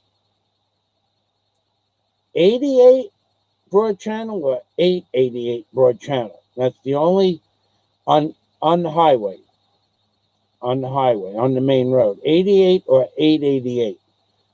And that was probably in the only address I ever knew, the only girl I ever knew where they came from. I dated women for 2 or 3 years. And I had the nice apartment. I mean, some of them I went back to their apartment. I wouldn't remember where they were, where they live now. I mean, some of them lived in Ozone Park. A couple of them lived in Rockaway, which was not much fun to go to in the wintertime. The Rockaway, where the Truth Lady lives in the wintertime, well, that's a ghost town. I don't know how it is now, but man, you want to talk about. The only thing that we did in Rockaway in the winter was not dating. We used to go, what did we go? Mackerel fishing in the wintertime. It'd be snowing and sleeting.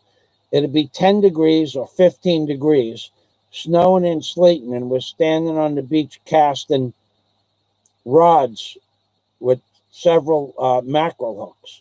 Mackerel. I'm right about that, right, Truth Lady? Mackerel hooks. Yeah, and you'd catch a whole bucket of mackerel. And we're talking about ocean mackerel, anywhere from 9, 10, 12 inches to and a little bigger.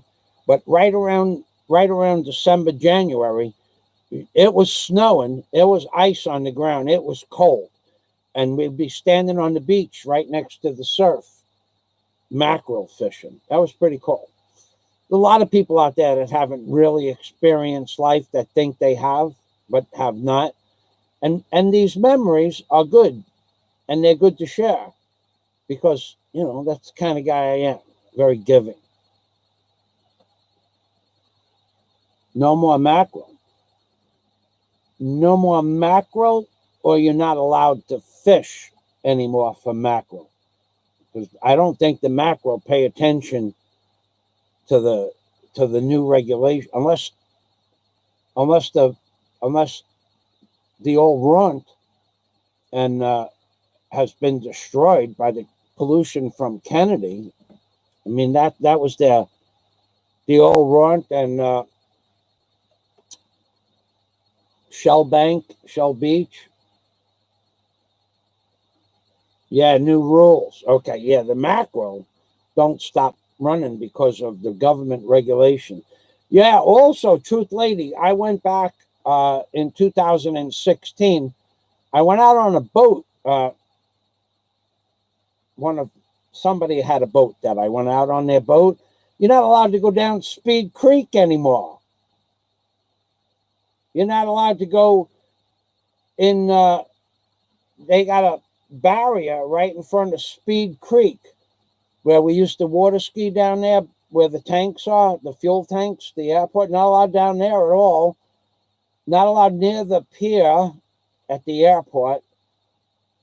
You're allowed to go through the pumpkin patch. That's it, though. You're not, there was supposedly, well, I wasn't fishing, but we just went out on the boat for the day. But I don't remember if you were allowed to fish. You were allowed to fish near the train trestle. I don't know if you're allowed to crab. Yeah, about after 2001. Well, I was there in 2012, but I went out on a boat, and I think it was 16. Yeah, no more Speed Creek. That's gone. That was the best place to water ski. And I don't know about fishing. You're still allowed to fish by the trestle, and you're allowed to fish. I don't know about the pumpkin patch. I'm not sure. I don't remember every place. I'm not a fisherman. I could ask, but it wouldn't really matter. But when we were children, Truth Lady and I, when we were children,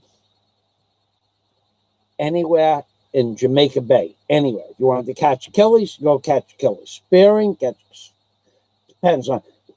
Snappers, you're allowed to keep. The snappers are baby bluefish. A couple of times a month, when the snappers were chicken blues, called chicken blues, then the snappers are up to about 7 inches long, like that. That's a juvenile bluefish. Then when they get to be chicken blues, they're about 13 now. But when they're juvenile, when they're snappers, these are good eating. Oh, crabbing. Yeah. Let me go. Snappers are about this long, right? And they got a little bit, a thin skin on them. When they're about that long, you just put them in the frying pan. You gut them, and you put them in the frying pan with butter and a little garlic. It's like heaven. It tastes better than most fish you could ever buy in a restaurant. Then that's a juvenile up to about 7 or 8 inches. Then you get to about 13 inches like that, and that's called a chicken blue.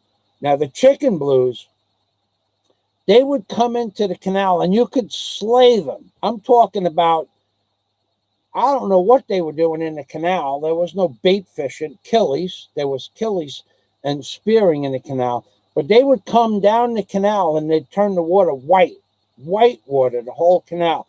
You just go out there and throw a rod out with no bait, just lures. And you could snag them. You could snag them with a mackerel rig, or you could fish with a lure, a striped bass, or a bluefish rig. Digging for clams. Yep.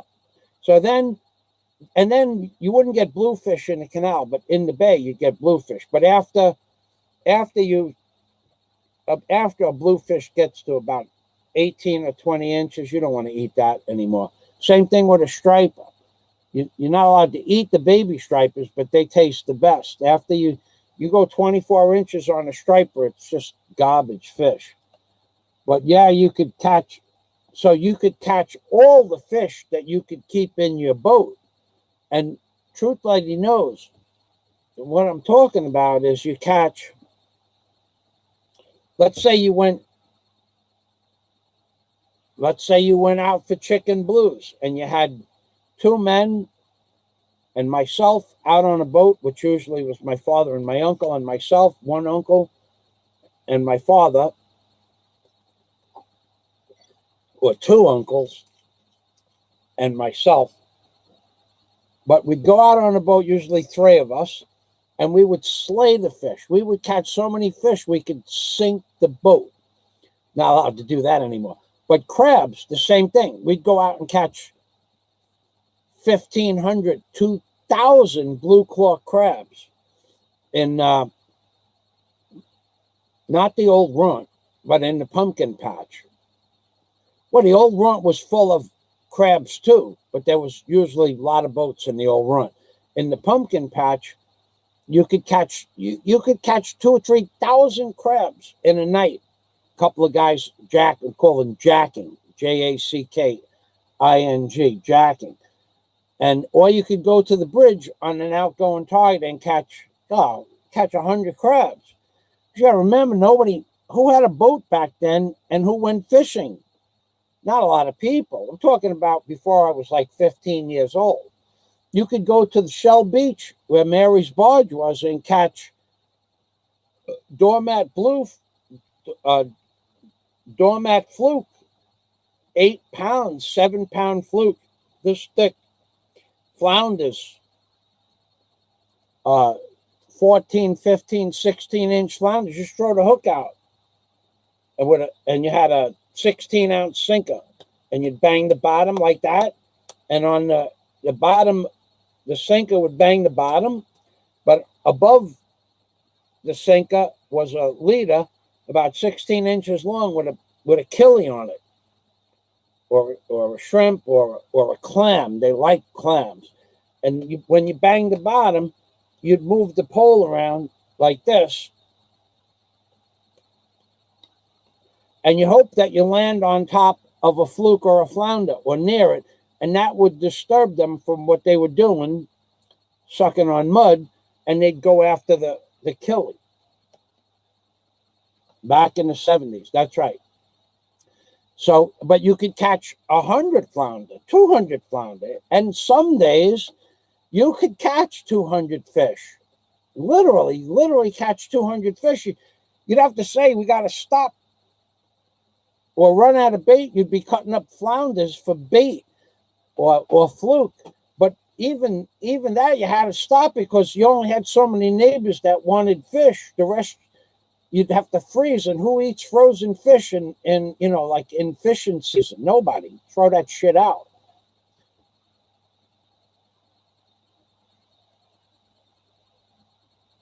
No, I don't. No, I didn't live in Rockaway. I didn't live in Rockaway. I didn't spend a lot of time in Rockaway except 116th Street. That was pretty much 108th Street and 116th Street is where Howard Beach hung out. Right and past the end of the boardwalk, a few hundred feet, about 160 feet. No, I didn't really stay. Only time I ever spent any time in Rockaway was Breezy Point. And my insurance agent owned a house in Breezy Point, and he was big on let's go to Breezy Point. And I would go. We went there because it was quiet, but there wasn't anything to do. There's nothing to do in Breezy Point in the wintertime, or in the summer it's okay, but in the winter there's not much to do.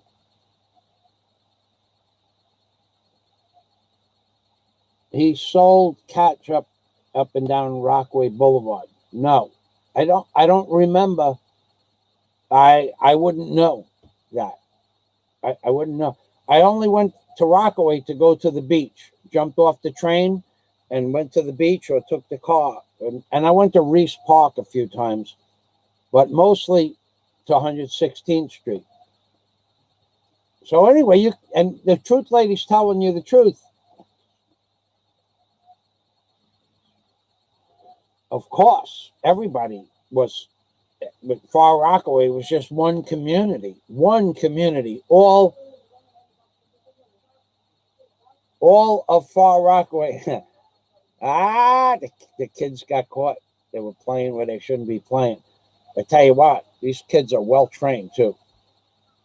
That's funny. So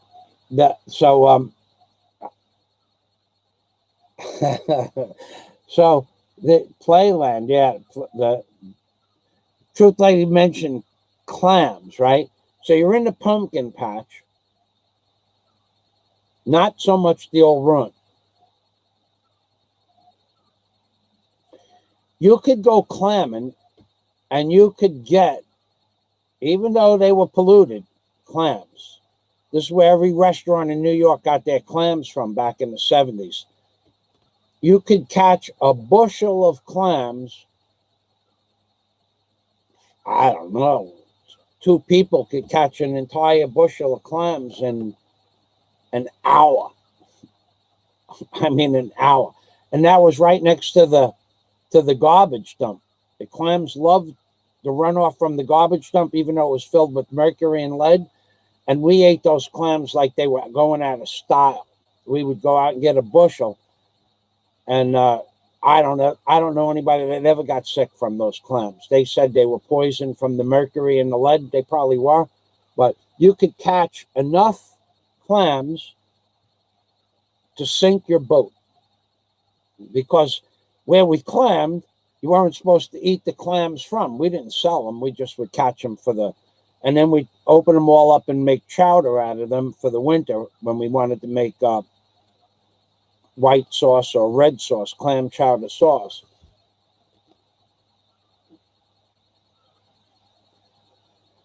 Yeah, but where the truth lady was, they had fresh water. They had good clams there, but not a lot of sandbars. Only the sandbar right off the second bridge to Rockaway. Going to Rockaway, there's a little sandbar there. You could spend the day there. But digging clams, you could catch enough clams to sink your boat, but you weren't allowed to. The restaurants would send their guys out, and George, the fisherman, I don't know if you remember George. He had the lobster. He had the lobster traps out there in Far Rockaway and clamming and fishing. He was a good friend of mine. In fact, I bought his boat, one of his skiffs. You remember, Truth Lady? Do you remember? Not Cliffs, because Cliffs was in Old Howard Beach. What was something seafood on Cross Bay Boulevard? You know George? Yeah, George. Everybody, you have to know George if you're a water rat or lived on the water. Yeah, George lived across the street from me. He lived about just under 900 feet away from me across the street. Yeah, George. I bought his big boat that he had the lobster rig set up, but I bought it from Captain John, who got it from George. And John owned the bait shop on Cross Bay Boulevard. And I don't know I don't remember John's last name. He was also a member of the boat club. But George sold him the boat that had one of the lobsters. George had 2 boats. He had his day boat, which was a little smaller, and then he had his night boat when he went pulling lobster traps at night, which weren't allowed to have lobster traps even back then.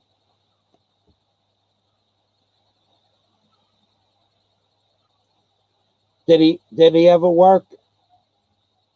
Yeah, John. Of course you know John. He was a fisherman for 150,000 years, John.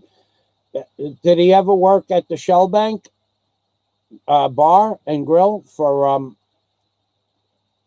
at the Shellbank for Les McCurdy and his sister? I would know him if he worked at the Shellbank, or know of him, or have seen him. Yeah, he worked. Okay, so he worked at the Shellbank for Les McCurdy and his sister Adele. Her name was Adell, Adele. I always remember them because we grew up as children playing in Charles Park, and then later Les ended up owning the Shellbank. This is nuts. Yeah.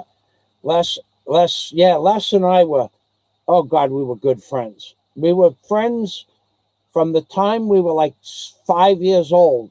Les, Adele, and I don't think there was ever a bad vibe between us for any reason, even when Les took over now Bob, who owned the Shellbank, I forgot his last name. He was a nice guy too. Well, why wasn't he? Was making $10,000 a week. They called him the Duke. That's right. Not me. I called him less, but they did call him the Duke. Or who? Are you talking to Bob that they called the Duke or Les? Because I only just knew him as Les. I didn't drink, so I wouldn't know. I had an uncle that lived in that bar. He had a bar stool with a key lock on it. So you'll have to tell me who was the Duke. Bob Miller. Bob Miller was his name. Bob Miller. And he retired to the Florida Keys. And when I moved in 1993, I was in a bar in the Florida Keys that I worked at. I worked on the property. And, oh, the Duke. No, I wouldn't know the Duke. I don't remember. I may have. I don't remember that, though. You got to, what are we talking about, 50 years ago? 50 years ago. The Duke as a cook. I wouldn't remember that. I honestly wouldn't. You're going back. Yeah, that's 50 years ago. Yeah, but I remember Bob Miller. I'm in a bar called Holiday Isle Bar. It was, and a guy walks up to me, goes, "You remember me?" And I knew the guy's face, but I didn't remember his face. I says, "Man, you look familiar, but I can't." He goes, "Bob Miller." And I'm going, holy shit. You know, like in the Florida Keys, if I told you how many people that grew up in Broad Channel, Howard Beach, South Ozone Park, that moved to the Florida Keys, you'd be surprised. You'd be surprised. You couldn't go anywhere in the Florida Keys without running into somebody from Howard Beach or Broad Channel. That was pretty trippy. So anyway, then I'm in another bar that I didn't work in, that I just went to meet the waitress at a restaurant under the bar in Whale Harbor Marina. And not only do I meet my uncle, but I meet like 20 people that knew me with my uncle and knew my dad. So then a few weeks later, my dad came to the Florida Keys and he goes, "Come on, let's go over here." And we went to like the Lantern Hotel at mile marker 88 or 84. And I'm going, "What do you want to go in there for?" Because I worked in there I did a lot of septic tank work in the Lantern. And the Keys Lantern Motel, Keys Lantern. And he's going, "Come on, let's go visit Margie Redmond." And I'm going, "Margie Redmond? Holy shit, Jimmy Redmond's mom and dad?" "Yeah, they live in there." I went in there. Everybody's going, "Hey, Mike, how you doing? How you doing? How you doing?" The whole of the Howard Beach and Hamilton Beach community moved into the Keys Lantern Motor Lodge. That was pretty trippy. Yeah, that was funny. Anyway, we're going on 3 hours and 30 minutes. I'm done talking. I'm going to actually say thank you for the memories. Thank you for the wonderful memories, Truth Lady. Oh, by the way, Truth Lady, if you want, and that's only if you want, what you can do if you want to talk directly to me is you can go to my channel and open up my channel videos and go to some obscure video from a year or two ago. Any video will work, really. And then you can put a cell number or a landline into the comment on that video. Now, I've never seen a telephone number stay public. It usually goes into a box called not published comments. If someone puts a link, it goes to not published comments. If someone puts a telephone number, remember, put your area code if you want to do it. It'll go to the not published comments, and I'll check.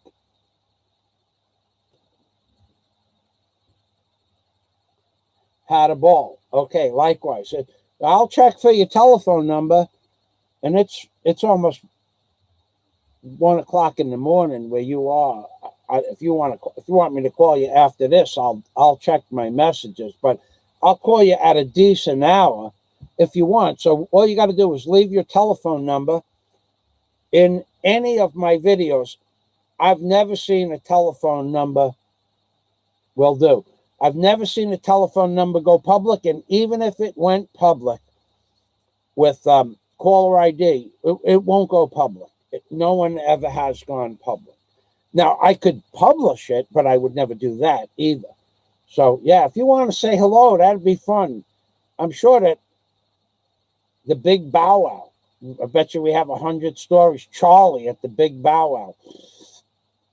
Rockaway Playland.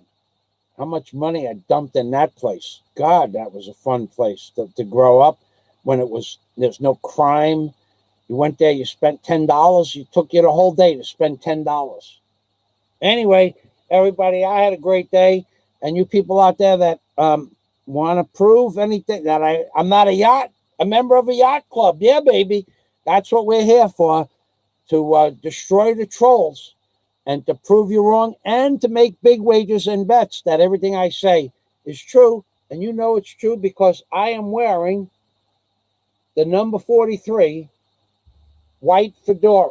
And if you wear a white fedora, nothing but the truth can come out of your mouth. And if you don't wear a white fedora, nothing but the truth comes out of my mouth. And I know when you're lying to me because I have that special ability to listen to the bullshit on YouTube and know when you're lying about me. I know when you're lying about you too, but you can't really lie much about you too because most of you people are an open book and not very well read. Okay, definitely talk the Big Bow Wow. All right, ladies and gentlemen, 3 hours and 36 minutes, non-stop talking the truth. This is Michael Fazio, the yachtsman who owned a yacht, who ran a yacht, who ran a tugboat, who ran a crane, who piloted a barge, who owned an excavation company, owned $1 million house in Key Largo, and should have bought a bakery ticket number for the back of the house and made the girls write their name, address, and telephone number on the back of the tickets. And I could have threw them into one of those goldfish bowls that I didn't have, that I put candy in.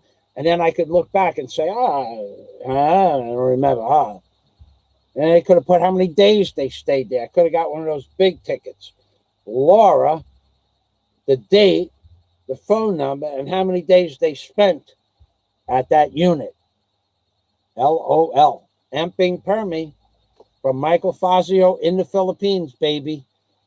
Remember, did I bang a pot? I don't think I banged a pot. Got to bang. Can't not bang a pot. Let's bang a pot for the Truth Lady. The Truth Lady and I had such fun. This is you. At the end, you're going to be able to tell your friends, the guy liked me so much, he banged this pot. For the Truth Lady, for the fun, for the memories, the Truth Lady. Who knows? I don't mean to be disrespectful, but who knows how many parties the Truth Lady and I went to, and who knows? Nobody knows what happened. I didn't even remember that I was a member of a yacht club. The truth will set you free. The Truth Lady and me, we used to crab together in different types of weather. The Truth Lady and me, we both set foot on Mary's fishing barge. Nobody else on YouTube can say they knew Mary's fishing barge. The Truth Lady and me, we both lived near the sea. Yeah, baby. The Truth Lady and me. Yeah, baby. God bless you too, Truth Lady. Thanks for the laughs. Thanks for the memories. And everybody else, if you've had a good life and you're 65 and you've lived on Jamaica Bay or near Jamaica Bay and you watch this video, come to my live stream. I'll stop whatever I'm doing to talk about the old runt, the pumpkin patch, Speed Creek, fishing, crabbing, the big bow wow, the Shellbank Basin bar, Lenny's Pizza, Lenny's Clam Bar. I'll stop whatever I'm doing to talk about the old days. Thanks for watching. Gonna say goodbye again for like the 10th time. I'm Bing Permy from Michael Fazio in the Philippines, baby, which means take care always. Bye-bye for now. The hat of truth. It's a white fedora. It could be your hat for the right price. But of course, even if you put the hat on, it won't make you me. And that's what everybody wants to be. LOL.